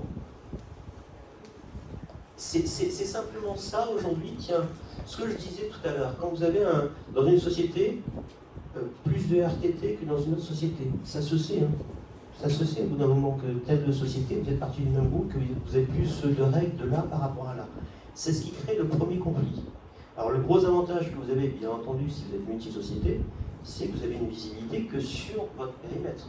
Vous ne pouvez pas faire de l'ingérence à vérifier une autre société. Après, je vais aller sur un point qui, là, Catherine va m'aider, va comprendre ce que je veux dire. Quand vous êtes sur plusieurs sociétés, vous avez une partie RGPD qui fait que quand vous formez des personnes, vous devez former, vous ne pouvez pas former les mêmes, dans la même réunion, des personnes de plusieurs sociétés. Parce que derrière, vous avez donné des données qui ne font pas partie de votre société, même si c'est le même groupe. Et donc, en termes de RGPD, vous n'avez pas le droit. Vous voyez ce que je veux dire? Ça veut dire que si je dois faire une formation, je dois faire une formation par société. Ce qui, en soi, pas facile. Vous avez beaucoup parlé des avantages tirés de la solution. Quelles sont les difficultés que vous avez rencontrées? Je vais poser la question. Je pense que vous avez beaucoup parlé des avantages, mais quelles sont les difficultés que vous avez rencontrées dans la mise en place avant et surtout après? Alors c'était vraiment pour coller l'image du fonctionnement de l'entreprise, donc les horaires, les services, qui fait quoi, qui doit être valideur des congés, qui doit être manager, etc. En fait, c'était faire l'image de la société pour la faire rentrer dans le logiciel. C'est ce qui est le plus dur. Parce que je me disais, même si on a fait l'audit, on a dû faire après quelques réajustements. Parce que quand je me suis rendu compte, par exemple, que ce qu'on appliquait, par exemple, sur le papier, ça ne fonctionne pas sur le logiciel. C'est pas la même logique. Donc, c'était ce petit moment de joie et de gaieté, mais sinon, à part ça. En fait, ma question, c'est aussi par rapport au lien qu'il y a avec les managers. Parce que vous avez parlé des difficultés d'acceptation des managers. Oui. On sait que, par exemple, le papier, c'est un lien entre les collaborateurs et les managers. Souvent, je serai en congé, je remets le papier, etc. Quand il n'y a plus ce lien-là, on peut peut-être passer à côté d'informations. Comment vous avez réussi à la mettre en lien et est-ce que ça a été appliqué? Moi, je peux répondre par rapport au secteur de type je vois par rapport à des secteurs où il y a beaucoup de clients dans l'administration ou autre. Je pourrais répondre par rapport à ça. Je vais juste préciser que moi, en général, en formation, lorsque je forme les managers, j'ai toujours cette question où on me dit oui, les collaborateurs, ils aiment bien venir dans mon bureau. Et je leur dis toujours, e2time est là pour vous faciliter les choses. C'est vrai, ça reste un outil de gestion, mais en aucun cas, on vous empêche de continuer cette présence avec vos collaborateurs. L'échange est important. L'outil n'est pas là pour supprimer tous vos échanges. Bien au contraire, on vous facilite le travail, ça améliore vos conditions, mais l'échange avec votre collaborateur est tout aussi important. D'ailleurs, je trouve que ça a amélioré les échanges, parce qu'en fait, comme les chefs de service tardaient à répondre, par exemple, de congé, ça peut donner certaines tensions, alors que là, ils sont obligés de répondre, les appeler sous les yeux, donc ça amène à améliorer les choses. Moi, je vais vous donner un exemple dans la grande distribution où on a déployé des grands magasins, je ne peux pas dire 80 managers, 500 salariés, et là, on est sur Excel, et moi j'ai la facilité d'Excel de pouvoir faire une modification comme je veux. Voire de pouvoir dire que tu n'es pas là 2 heures aujourd'hui, ben, c'est pas grave, tu prendras 2 heures la semaine prochaine, et ainsi de suite. Donc on s'arrange comme on veut. Voire mieux, près de salariés, échange entre salariés. Ah ben tiens, moi j'ai ce samedi, toi tu as ton lundi, on échange, tu prends ton lundi, je prends mon samedi. Ça c'est dans la vraie vie. Alors je tendance à dire, vous voulez continuer comme ça, vous pouvez le faire. Par contre, si vous voulez d'être dans le réglementaire, quand un salarié aujourd'hui, ben tiens, il va échanger avec un autre salarié du lundi, ça veut dire que celui du lundi, sur la première semaine, il va faire plus heures, donc théoriquement il va faire des heures supplémentaires qui sont majorées. Deuxième salarié sur la deuxième semaine, il va faire plus d'heures, donc lui aussi ils sont majorés. Le côté où je m'arrange, les repos compensateurs, moi j'ai plein de sociétés qui me disent, moi les repos compensateurs, ils ne remontent pas en paye. Jamais. C'est entre le manager et le salarié, on s'arrange. Sauf que, ils ne sont pas majorés. Tu me dois 1 heure, je te dois 1 heure. Ben non, tu me dois 1 heure, je te dois 1h15. C'est la vraie vie, ça. Oui. Si, il sait maintenant avec l'outil. Alors, je vais aller plus loin. Le jour où il va le savoir, voilà. Vous savez qu'on a, nous, un client qui, en toute honnêteté, il ne le savait pas. Il ne le savait pas. Il m'a dit, moi, aujourd'hui, voilà, ça fait des années qu'on s'arrange, ça se passe bien. Le jour où on a voulu le mettre en place, on s'est dit, ben tiens, on va le majorer, parce que demande la direction, on veut le majorer. Et là, la question s'est posée, oui, mais est-ce qu'on ne va pas nous demander les années précédentes, antérieures? Voilà. Ce que je veux dire par là, c'est que, clairement, la seule différence majeure qu'il y a entre un tableau Excel et notre solution, et je pense que vous pouvez le confirmer, c'est qu'on va centraliser l'information. Ce qui est mis dans le planning n'a pas besoin d'être ressaisi. Ce qui est mis dans un tableau Excel, ça veut dire que moi, avant, je devais récupérer tous les tableaux Excel, les faire signer, les faire remonter, les faire ressaisir en paye. Vous voyez ce que je veux dire? C'est ça la différence. Le côté, je le fais dans mon coin, ben, là l'avantage c'est que le manager est absent, j'ai pas son tableau Excel, c'est pas grave. Je peux continuer à travailler, j'ai toutes les informations. Alors oui, il y a des difficultés. Je dirais la plus grosse difficulté dans un projet, c'est l'humain. C'est là. C'est pour ça que je commençais par dire communiquer. Quand on explique les choses, et le cas de la CGT, pour moi, ça a été une révélation. Quand on explique les choses en disant, ben voilà, on n'est pas contre vous, on est simplement là pour vous faire apporter des données que vous n'aviez pas précédemment pour faire des demandes de congés ou des choses comme ça, quand le salarié comprend que c'est aussi son intérêt, il y va. Le manager, c'est pareil. C'est simplement expliquer les choses, communiquer. Pourquoi on fait les choses? Qu'est-ce que ça apporte? Qu'est-ce que ça vous apporte? Alors parce que là où je vous retrouve et je suis content, c'est que vous avez beaucoup communiqué. Mais moi, j'ai eu des équipes qui me disent, mais ça, c'est votre problème, c'est pas le nôtre. Moi, le fait que derrière, vous n'ayez pas des données, c'est votre problème, c'est pas le nôtre. Nous, ce qu'on a aujourd'hui, notre planning sur affiché, il est très bien.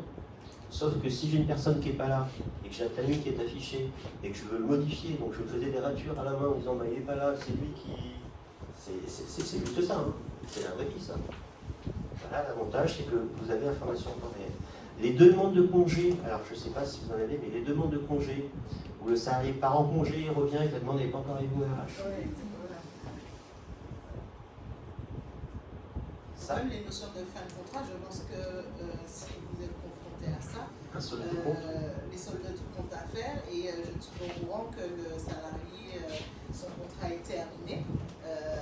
Du coup, je lui paye un salaire. On a eu tous des cas comme ça. Enfin, je ne connais pas forcément tout au secteur d'activité, mais c'est vrai que le fait d'avoir une solution de GTA qui permet d'avoir des alertes, vous permet, vous en tant que RH, parce qu'il faut voir le logiciel dans son ensemble et sa globalité.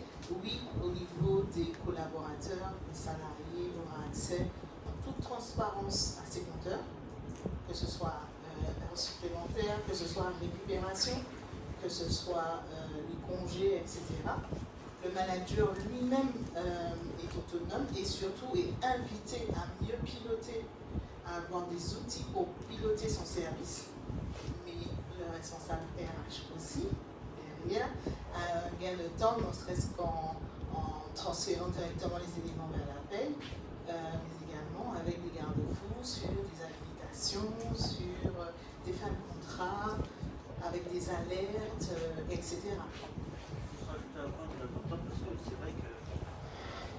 On a parlé du gain de temps gagné par les RH.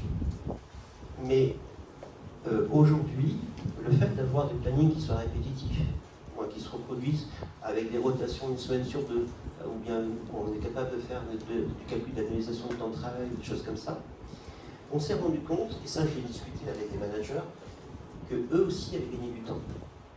Ils ont gagné du temps sur le fait de faire des plannings de façon beaucoup plus simple.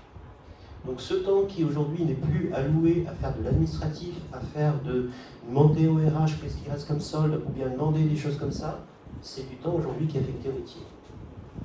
Donc au final, l'exemple que j'ai donné sur les managers, vous ne pouvez même pas vous imaginer à quel point cet exemple se reproduit à chaque fois que je vais dans un magasin, dans du retail, où je sais qu'il y a plusieurs magasins et qu'il y a des tableaux Excel. Je suis certain que les règles RH ne sont pas respectées, parce que derrière, ce n'est pas leur cœur de métier. Donc le fait de pouvoir homogénéiser une règle et que le salarié n'ait pas de question à se poser sur la partie RH, que le manager n'ait pas de question à se poser sur la partie RH, et que tout soit centralisé en temps réel et que tout soit déversé naturellement dans la paye, au final, vous savez, le premier risque dans une société, c'est le peut-être. C'est pas oui, c'est pas non, c'est peut-être. Le peut-être, il est mortel. C'est-à-dire quand aujourd'hui un salarié, il ne sait pas si il va avoir ses congés ou pas, c'est peut-être que tu vas les avoir en fonction de peut-être. Là, l'avantage, c'est que tout de suite, vous savez qui a fait des demandes, qui n'a pas fait de demandes, et surtout, chose que vous n'avez pas sur le papier, c'est la traçabilité. La traçabilité, c'est quelque chose d'important. Nous, on a des champions du monde pour dire que dès qu'un compteur est ouvert, je fais mes demandes de congés. Sauf que, ok, ils sont validés. Mais attendez, voilà, moi je suis obligé de prendre mes congés pendant les vacances scolaires parce que j'ai des enfants et je ne peux pas faire autrement pour les garder. Voilà. Est-ce que pour cette année, c'est pas toujours les mêmes qui partent à la même date parce que voilà. Là, on a une traçabilité de qui a fait quoi quand. Qui a validé quoi pour qui. À quel moment.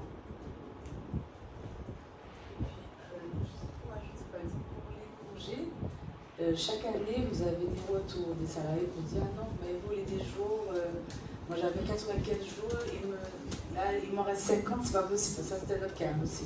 Je vous ai expliqué aussi pour appuyer les congés, ça vous a beaucoup aidé. Et en fait, par rapport à Itoutime, on a une traçabilité en fait, puisqu'ils ont leur solde, ils ont les dates de prise de congé, ils ont le solde restant. Donc ça c'est un gain, mais c'est pas possible, c'est une paix sociale, des conditions de travail optimales, parce que non, c'est vrai, on peut se faire agresser juste par rapport à des jours de congé qu'on a pu supprimer apparemment, c'est pas le cas. Donc ça c'est une première chose, et par rapport au congé aussi, je sais quoi, j'avais oublié, si j'ai dit que... Oui, alors il y avait la traçabilité par rapport au congé, moi j'ai oublié, ça m'a revenu. C'était important. La gestion des... Ah oui, pardon, excusez-moi. Ah oui, très bien, merci. Alors, pourquoi je parle d'apurer les congés payés? Parce que c'est vrai que quand je suis arrivée ici, les soldes étaient énormes. Pourquoi? Parce qu'en fait, d'une année à une autre, les salariés cumulaient et tout. Et chaque direction disait non, c'est supprimé, mais on n'a jamais réussi. à supprimer des congés, parce qu'il faut expliquer à un salarié pourquoi on les lui a supprimés, même si la loi le prévoit, alors que pendant 10 années, ça ne s'est pas fait. Alors qu'avec Itotem, on leur a dit, là au 31 mai, si vous n'avez pas soldé les congés de N-2, par exemple, c'est supprimé. Et là, c'est supprimé. Donc, du coup, tout le monde prend ses congés. Aujourd'hui, on a des sortes de congés normaux. Non, c'est vrai. Et pas astronomiques comme condition. Donc, c'est vrai que ça règle énormément de points RH. Voilà. Mais ça règle le problème s'ils consultent. Parce qu'aujourd'hui, sur les fiches de paye, les congés figurent dans tous les cas. S'ils prennent par exemple congé, c'est. Alors là, je peux répondre que le logiciel de paie, je ne sais pas pourquoi, c'est bien. Nous, on utilise Sage. On a toujours un problème de solde de congé sur les fiches de paie. Alors moi, j'avais mes tableaux Excel à côté. Chaque 31 mai. Ah, vous aussi? Non, pas du tout. Ah oui. Ah, pardon. Et du coup, chaque 31 mai, il fallait que je refasse le solde N-1, les dates de prise de congé sur le logiciel, en réel, enfin voilà, et après le solde. Donc du coup, avec Itotem, aujourd'hui, j'ai eu ce problème-là.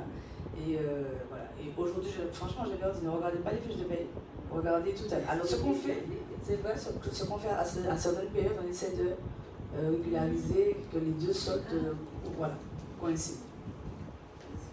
J'avais une question par rapport à est-ce que vous avez des pointeuses? On n'a pas encore compris. C'est l'avenir, ce sont les projets qui sont en cours. C'est le chantier. J'ai une question. Alors, ma question porte sur la partie paye. Quels sont les ajustements qui ont été nécessaires pour faire l'interface avec la paye?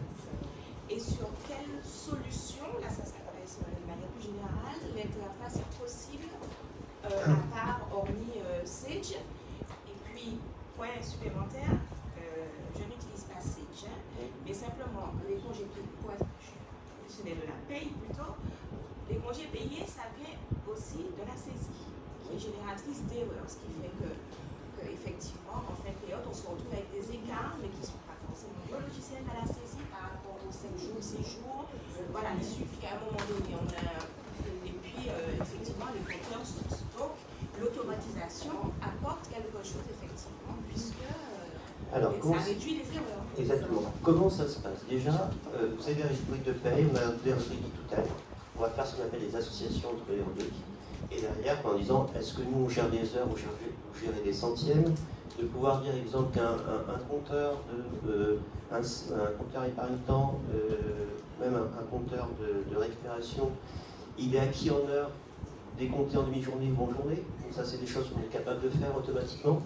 De pouvoir dire qu'aujourd'hui, les interfaces avec la paye se font aujourd'hui via fichier plat, demain, avec certaines solutions, ils seront via API. Alors, qu'est-ce que ça veut dire fichier plat ou API? Ça veut dire qu'il y en a un, il faut que j'extrais un fichier, je l'importe en paye, je l'importe. API, c'est simplement que dès que je valide un congé dans Itotem, il sera validé en paye. Et que je puisse dire que les soldes d'acquisition qui sont faits en paye pourront remonter directement dans Itotem. Donc ça, c'est les solutions aujourd'hui sur lesquelles on est en train de travailler. Alors, pour répondre à votre question, on est interfacé. Alors, je ne vais vous dire pas avec qui on est interfacé, je vais vous dire avec qui on n'est pas interfacé. Ça va être plus simple. Aujourd'hui, on n'est pas interfacé avec deux solutions, c'est PFIT et EVP. Pourquoi? Parce que ces deux solutions, aujourd'hui, n'ont pas de fichier d'accord. D'accord? On est interfacé avec CIA, avec CGID, avec CIEB, tout ce que vous voulez. Sauf, on est même interfacé avec QS 400 dans des hôpitaux. Donc avec des vieilles solutions. Donc oui, on sait le faire. Vous êtes sûr quelle solution paye? CJ. Très bien. Aujourd'hui, on est catalogue de CJ. Une question. Oui. Votre application, elle peut être appliquée pour les TPE? Ah, complètement. Qu'est-ce que vous appelez TPE? Moins de 10 salariés? Voilà. Parce que. Alors, je vais vous dire quelque chose. Je vais aller même plus loin. Les TPE aujourd'hui ont les mêmes problématiques que les grandes sociétés. Aujourd'hui, devoir gérer des congés, des absences pour 10 salariés, moi je sais qu'au-delà de 5 salariés, c'est fini, on ne peut plus gérer en visuel. Moi j'ai besoin de savoir qui est là, qui n'est pas là, qui, quand lui n'est pas là, est-ce que j'ai quelqu'un qui peut répondre à sa place ou autre. J'ai besoin de savoir si j'ai ce côté relationnel qui est présent, qui est absent.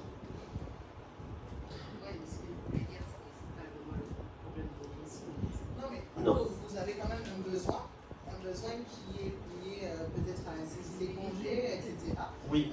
Que forcément, par exemple, le groupe Batelial, ils ont pris des options en plus que vous n'aurez pas forcément besoin, comme la génération des contrats de travail pour les CDD. Je vais vous dire réellement ce qui se passe pour les petites entreprises. Aujourd'hui, nous, on va gérer un logiciel, on va faire un logiciel extrêmement simple, extrêmement light, qui permet de pouvoir consommer les compteurs qui ont été acquis et ainsi de suite, de pouvoir faire des plannings de façon simple, de pouvoir extraire des données sous un tableau que je peux donner à mon expert comptable qui va pouvoir me les ressaisir dans n'importe quel logiciel de paye. Parce que je n'ai pas un logiciel de paye peut-être en interne sur 10 salariés. Vous voyez ce que je veux dire? Donc, ça, on le fait. On a le plus gros client chez nous qui a des moins de 10 salariés, c'est KPMG. Donc KPMG, exemple, aujourd'hui, c'est un de nos clients où on a des clients aujourd'hui, ils sont 4 salariés. Donc ça, et ils ont moins de besoin d'avoir participé, par exemple.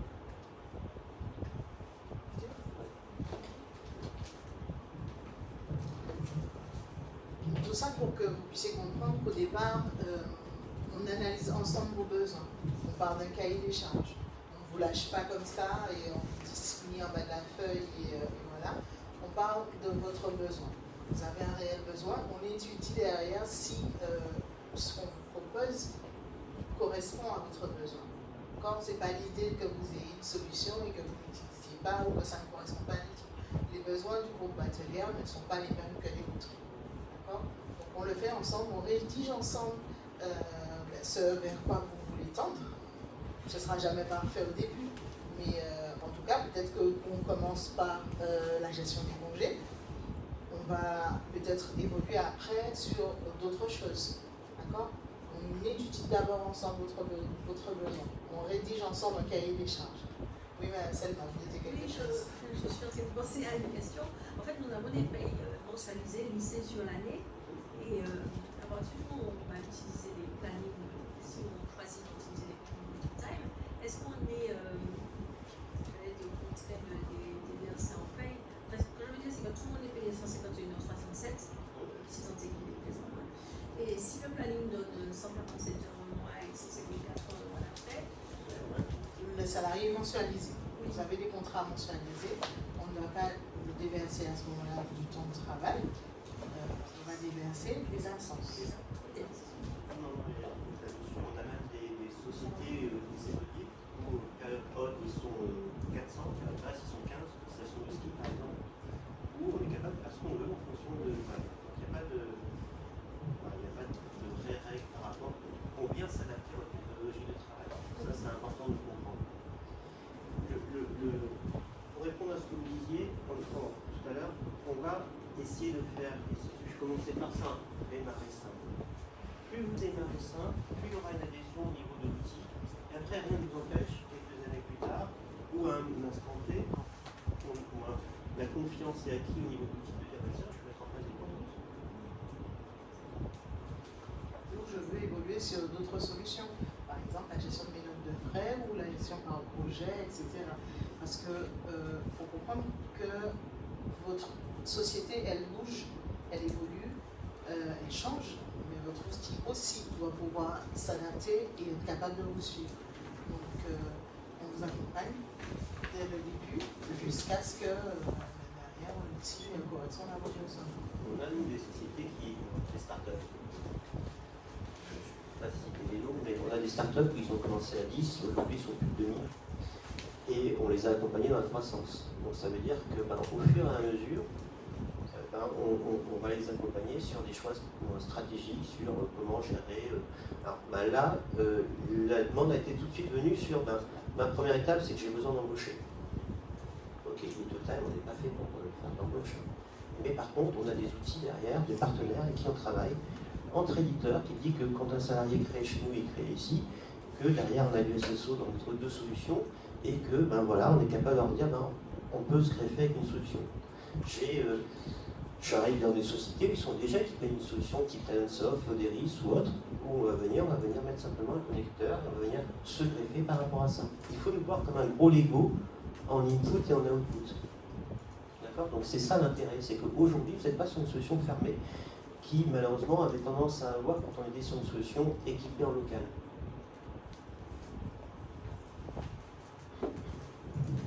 Aujourd'hui, la notion de responsable des ressources humaines, en tout cas la gestion des ressources humaines a évolué. Il y a quelques années, on ne parlait pas de ressources humaines de la même façon dont on parle aujourd'hui. Votre métier change, donc du coup, Synergis aussi essaie de vous accompagner dans ce changement. Alors, on est à la recherche de toutes sortes d'outils pour vous permettre justement d'aller jusqu'au bout. C'est pour ça que on est à l'association E2Time pour la GTA, mais également Parksup qui nous aide en termes de recrutement, gestion de carrière, formation, et qui est complètement interfacé avec E2Time et le logiciel de paye derrière. Je vais quand même faire une aparté sur le marché. Aujourd'hui, vous avez beaucoup de sociétés qui existent, qui font ce qu'on appelle les all-in-one. All-in-one, c'est que ça fait tout. Ça fait onboarding, donc les trois éléments, donc gestion du personnel, GTA et paye. Donc c'est ce qu'on appelle les all-in-one. Alors généralement, je peux vous dire que ce sont des sociétés, moi j'ai cette expérience, c'est que on ne peut pas être bon partout. C'est-à-dire qu'aujourd'hui, c'est 3 métiers différents. C'est réellement 3 métiers différents. C'est comme si vous alliez au restaurant, que à la carte, vous avez de la paella, du couscous et des sushis. Il y en a un des 3 qui n'est pas bon, voire les 3. Moi, ce que je dis par rapport à ça, et ça c'est important, il vaut mieux avoir des experts dans chaque domaine qui communiquent entre eux, parce que le jour où vous prenez un all-in-one, s'il y a un des 3 qui ne vous convient pas, vous êtes obligé de tout changer. Ça, c'est la première règle. La deuxième règle, on dit oui, mais bon, l'avantage c'est que c'est un même groupe. Il faut savoir que les all-in-one, c'est des rachats. Aujourd'hui, CJ qui a racheté Talentsoft, on les connaît bien, on est au catalogue des deux. C'est deux logiciels. C'est pas parce qu'aujourd'hui on vous dit que c'est un all-in-one que derrière l'ergonomie du logiciel va être différente quand vous êtes en paye, quand vous êtes en GTA et quand vous êtes sur la partie administrative du personnel. C'est 3 solutions différentes, d'accord? Mais on vous présente ça comme un all-in-one. Nous, on a eu l'idée, avec des partenaires comme Quartz, avec des solutions comme Sage, comme Silay, comme d'autres solutions paye, d'être partenaires sur ces parties interfaçage, de dire qu'on met en place des liens de communication, mais on est spécialisé dans la partie GTA. Alors aujourd'hui, moi je préfère être bon quelque part même. Dans ce qu'on fait, on est tout de même reconnu comme le logiciel le plus innovant. Alors je vais vous faire juste une aparté, mais qui va vous faire rigoler. Aujourd'hui, on est capable dans E2Time, alors je vous l'annonce, mais c'est pas mis en place, vous expliquez pourquoi, de dire, tiens, dis Siri, est-ce que je peux faire une demande de congé de telle date à telle date? Bien, dis Alexia, est-ce que je peux faire une demande de congé de telle date à telle date? Le problème, aujourd'hui, c'est que Siri, si n'importe qui passe à côté et pose la question, mon ordinateur va répondre. C'est un vrai problème. C'est-à-dire que tant qu'il n'y a pas de reconnaissance vocale, ce développement qu'on a fait, il est dans une poche pour l'instant, mais on est très innovant en termes de solutions. Alors, on est en train de développer une solution pour la gestion des extras. Donc ça, je peux vous pas. Donc on sait aujourd'hui que la gestion d'extras est un vrai problème dans les hôtels, mais aussi dans le médical, on appelle ça des vacataires, énormément dans le retail et autres. On a un vivier de personnes sur lesquelles on travaille tout le temps. Là, l'idée aujourd'hui, c'est comment on peut faire en sorte de faire travailler ce vivier. On est en train de travailler sur des solutions aujourd'hui qui vont permettre de faire des plannings à votre place. Donc ça s'appelle ce qu'on appelle la planification sous contrainte. Voilà. Ça, c'est des choses aujourd'hui où on essaie d'aller de l'avant. Pour moi, l'avenir, il est mobile. Alors, moi, en tant qu'e2Time, l'avenir, il est mobile. Ça veut dire quoi? Ça veut dire que moi, aujourd'hui, en tant que manager, je ne parle pas d'utilisateur, je parle en tant que manager, sur mon téléphone, j'aimerais bien savoir qui est là, qu'est-ce que j'ai comme congé à valider, qu'est-ce que j'ai comme note de frais à valider, qu'est-ce que j'ai comme feuille de temps à valider, en 3 clics, et pouvoir le faire juste en 3 clics. Je ne vais pas dire que je vais faire mes plannings sur un téléphone, c'est ridicule. Par contre, d'avoir l'information en temps réel sur le téléphone, ben ça c'est quelque chose qui sort des bilans de prochaine.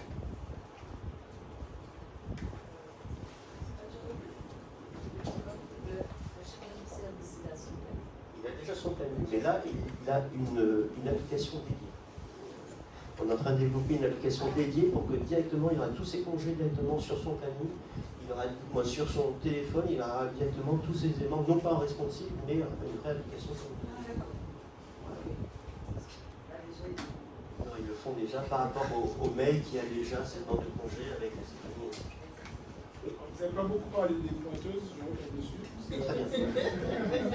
C'est un outil plutôt à mon avis pour les managers, d'une certaine manière, pour gérer la présence, pour la ponctualité des collaborateurs, etc. Et quelles sont les mesures, en tout cas les conseils que vous donnez dans la mise en place de tels outils? Alors déjà, ce qu'il faut savoir, c'est que au niveau des pointeuses, on a un système qui permet de pouvoir quantifier le temps. Ça, c'est la base. Une fois qu'on a pointé, qu'est-ce qu'on fait de son pointage? Je vous donne des exemples concrets.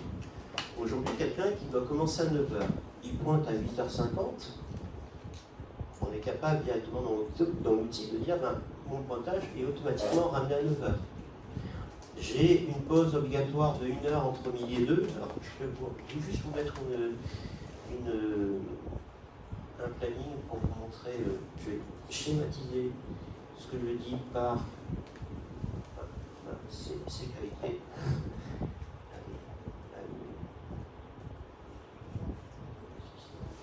Non, c'est simplement que. Il faut que tu rédiges PowerPoint.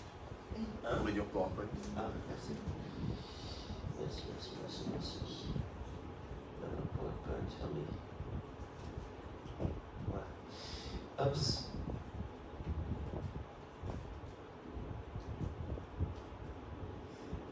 Donc là, en gros, on est capable de dire comment je prends en compte mes pointages. Alors, l'avantage qu'on a là-dedans, c'est qu'on est capable de pouvoir dire, par défaut, je ne peux pas déclencher des heures supplémentaires.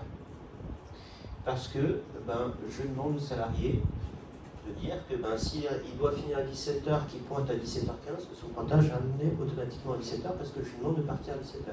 Et que si c'est moi qui demande de partir à 17h15, je valide le pointage au réel. D'accord? Donc ça, c'est le gros avantage, c'est que ça permet de pouvoir justifier qui est là, qui n'est pas là. Et même de pouvoir justifier, alors regardez bien, dans les calculs, on a ce qu'on appelle des calculs qui vont vous permettre de dire, c'est un exemple prévisionnel, c'est ce que je devrais faire. Réaliser, c'est ce que j'ai réellement fait. C'est en prenant en compte mes pointages. Et actualiser, c'est comment ramener mes calculs. Le fait d'avoir ce réalisé, je peux savoir, moi, est-ce que j'ai un salarié qui vient tous les jours à l'avance et qui part bien après et qui fait plus d'heures, mais que son temps n'est pas pris en compte. Ça me permet de pouvoir aussi, lors d'un entretien annuel, de savoir, tiens, je vous donne un exemple. Un salarié qui arrive 10 minutes en retard tous les jours, est-ce qu'on peut juste se faire un petit calcul?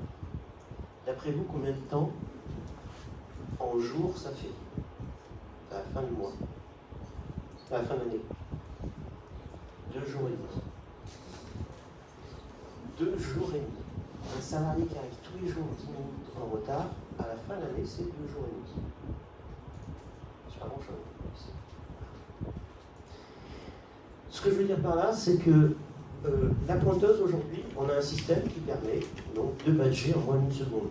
Alors, techniquement, on a des concurrents. Moi, je vais même nommer des concurrents. J'ai M. Baudet, père, pas fils, mais père, 75 ans, qui vient me voir chaque année au salon, je m'entends très bien avec lui, qui me dit montrez-moi, parce qu'à chaque fois, et je lui dis, moi j'ai une discussion avec lui parce que sur ces pointeuses, on peut faire des bandes de congés. Je lui dis, vous voyez quel intérêt? Quel intérêt de faire des bandes de congés sur une pointeuse? Vous pouvez le faire de chez vous, vous pouvez le faire sur votre smartphone, vous pouvez le faire n'importe où. Quel intérêt où je suis en train de faire une demande de congé, je suis un salarié qui va arriver derrière, qui va pouvoir pointer. Je vais dire maintenant, attendez, je vais filmer ma demande de congé. Quel intérêt de lui dire, attendez, vous êtes obligé de faire votre demande de congé pendant les heures de travail, alors que je peux le faire de chez moi à n'importe quel moment en famille? Je dis, ok. pour moi, une pointeuse sert à pointer.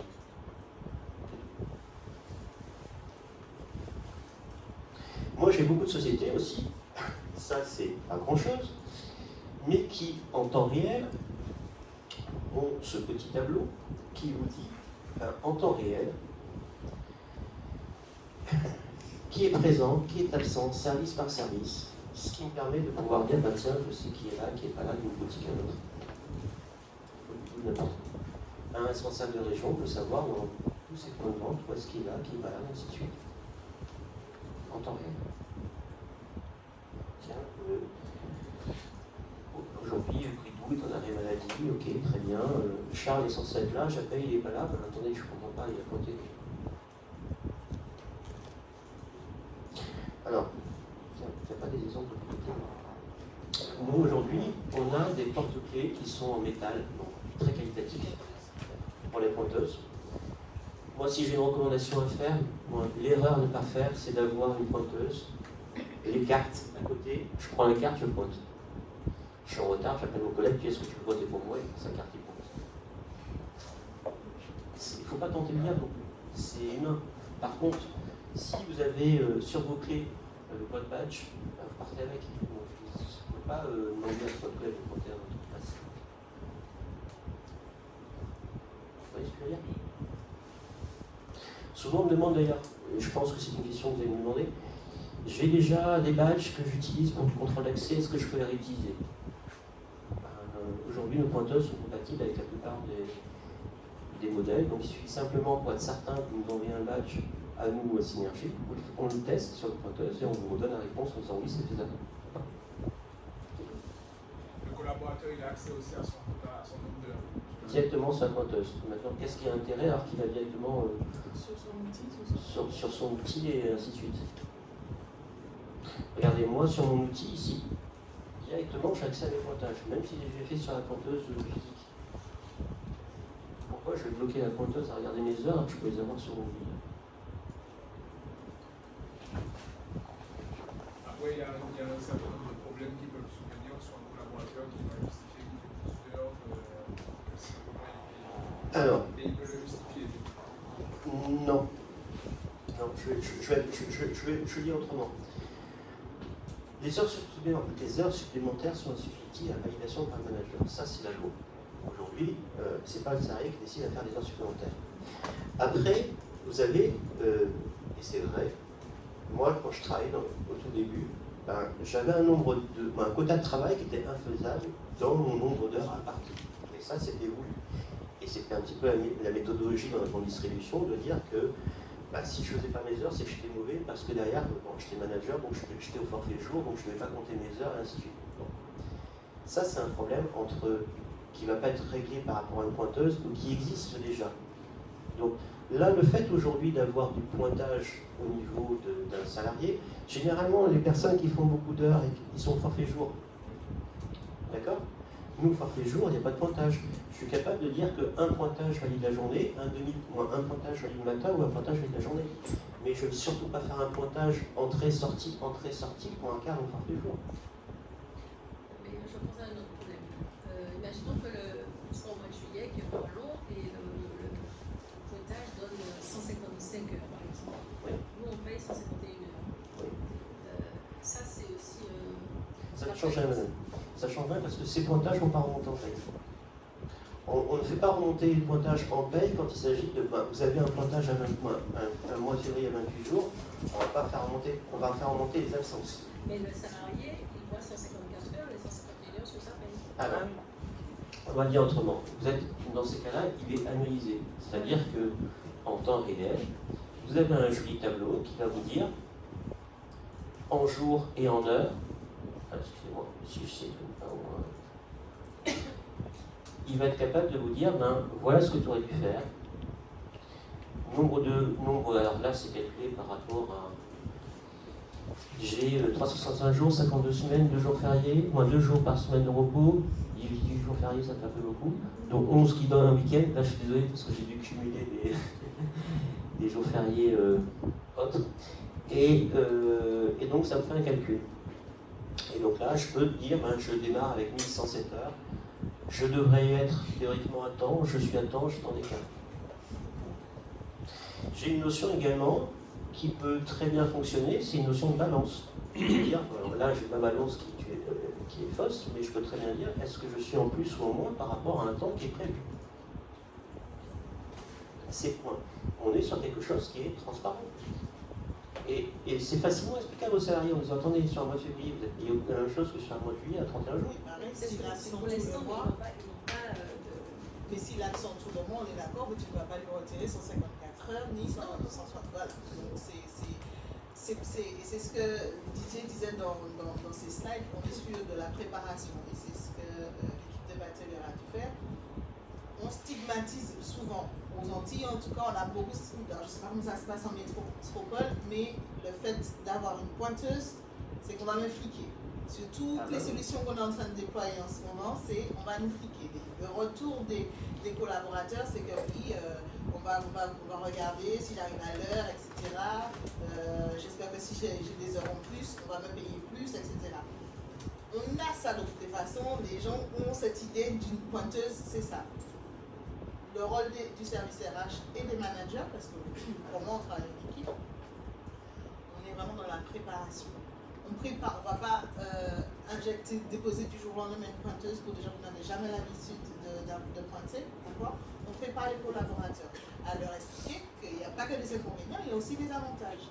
Derrière, je le dis souvent en formation, pour les managers, le fait d'avoir des collaborateurs qui font plus d'heures, peut-être que ça sous-entend qu'il y a un besoin, peut-être des équipes en plus, et je le dis aux collaborateurs aussi, on va peut-être voir qu'il faut du recrutement, peut-être qu'on va voir qu'il faut vous apporter une aide ou quelque chose comme ça. Il ne faut pas voir que le côté négatif. Oui, il y aura du pointage, oui, on va avoir vos retards, mais derrière, ça ne veut pas dire obligatoirement qu'il y aura 100. Alors, et ça, c'est important. Oui, je suis d'accord avec toi. Et une chose qu'il faut noter, et qu'il faut bien comprendre, si vous voulez mettre en place du pointage, il faut que le manager joue son rôle de remplir le planning. Si les plannings sont faux, vous allez avoir des anomalies de pointage. C'est important de le comprendre. Si aujourd'hui, les managers ne jouent pas le rôle de remplir les plannings dans l'outil, vous allez avoir plus de problèmes rencontrés que de solutions apportées. Parce que j'ai un prévisionnel, si je dois commencer à 8h et que je dis aux salariés, demain tu peux venir à 7h, j'ai besoin de toi à 7h, et que son planning est à 8h et que moi mon pointage il va être ramené à 8h parce que ça a été paramétré comme ça. Le logiciel a fait son job. On va demander de ramener ce pointage à 8h. C'est au manager de bien noter les choses et de bien respecter. Chose qui, aujourd'hui, c'est là où il y a le plus de difficultés, c'est de faire adhérer les managers en disant attention, ce que tu dis à l'oral, il va falloir aussi que tu le mettes aussi au niveau de l'outil. Vous voyez ce que je veux dire? Par contre, ça va donner une rigueur que vous n'avez pas avant. Parce que quand vous lui dites de venir à 7h, très souvent, ok, tu m'as demandé de me faire une heure supplémentaire, mais je n'ai pas récupéré cette heure, donc je crois que tu me dois une heure depuis la semaine dernière. Ça, nombre de fois, ça arrive. Parce que c'est humain d'oublier. Là, ça amène une rigueur, ça amène des règles. Alors, je vais être franc avec vous, et ça, c'est important de comprendre ce que je veux dire, c'est pas le cas de synergie ou ce cas de total. On n'est pas là à vérifier les réglementaires. J'ai dit qu'on est là à paramétrer les réglementaires, mais si, quelque part, aujourd'hui, on est constructeur, vous achetez une voiture, vous allez sur l'autoroute, vous êtes à 180, vous faites flasher. Vous avez la voiture, vous avez un contour qui vous dit, vous étiez à 180. Vous avez un régulateur de vitesse qui va vous permettre de vous mettre à 130. Vous allez même peut-être avoir un WASD qui va dire, attention, vous êtes en dessus de la vitesse. Si vous prenez la décision, vous, d'aller au-delà, on ne peut pas vous l'interdire. En tout cas, moi, à mon niveau, je ne peux pas vous l'interdire. On peut vous faire que des recommandations, mais si aujourd'hui, il y a des règles que vous mettez en place qui sont des règles qui sont justes, c'est à vous c'est vous qui les assumez. Vous voyez ce que je veux dire? C'est-à-dire qu'aujourd'hui, malheureusement, encore, et ça arrive très souvent, même très très souvent, où sur cette partie heure de récupération, on n'est pas tout à fait en règle. Ou bien sur certains calculs de report d'heures ou autres, on n'est pas tout à fait en règle. Par contre, il y a une traçabilité. Je n'ai pas parlé de compteur épargne-temps, je ne sais pas si vous en avez pour certains, mais on est capable dans l'outil de pouvoir dire, tiens, tel compteur, je veux le positionner sur un compteur épargne-temps, à la demande du salarié, des choses comme ça. Oui, merci à tous de votre participation et comme je vous l'ai dit, on vous invite à continuer les échanges autour du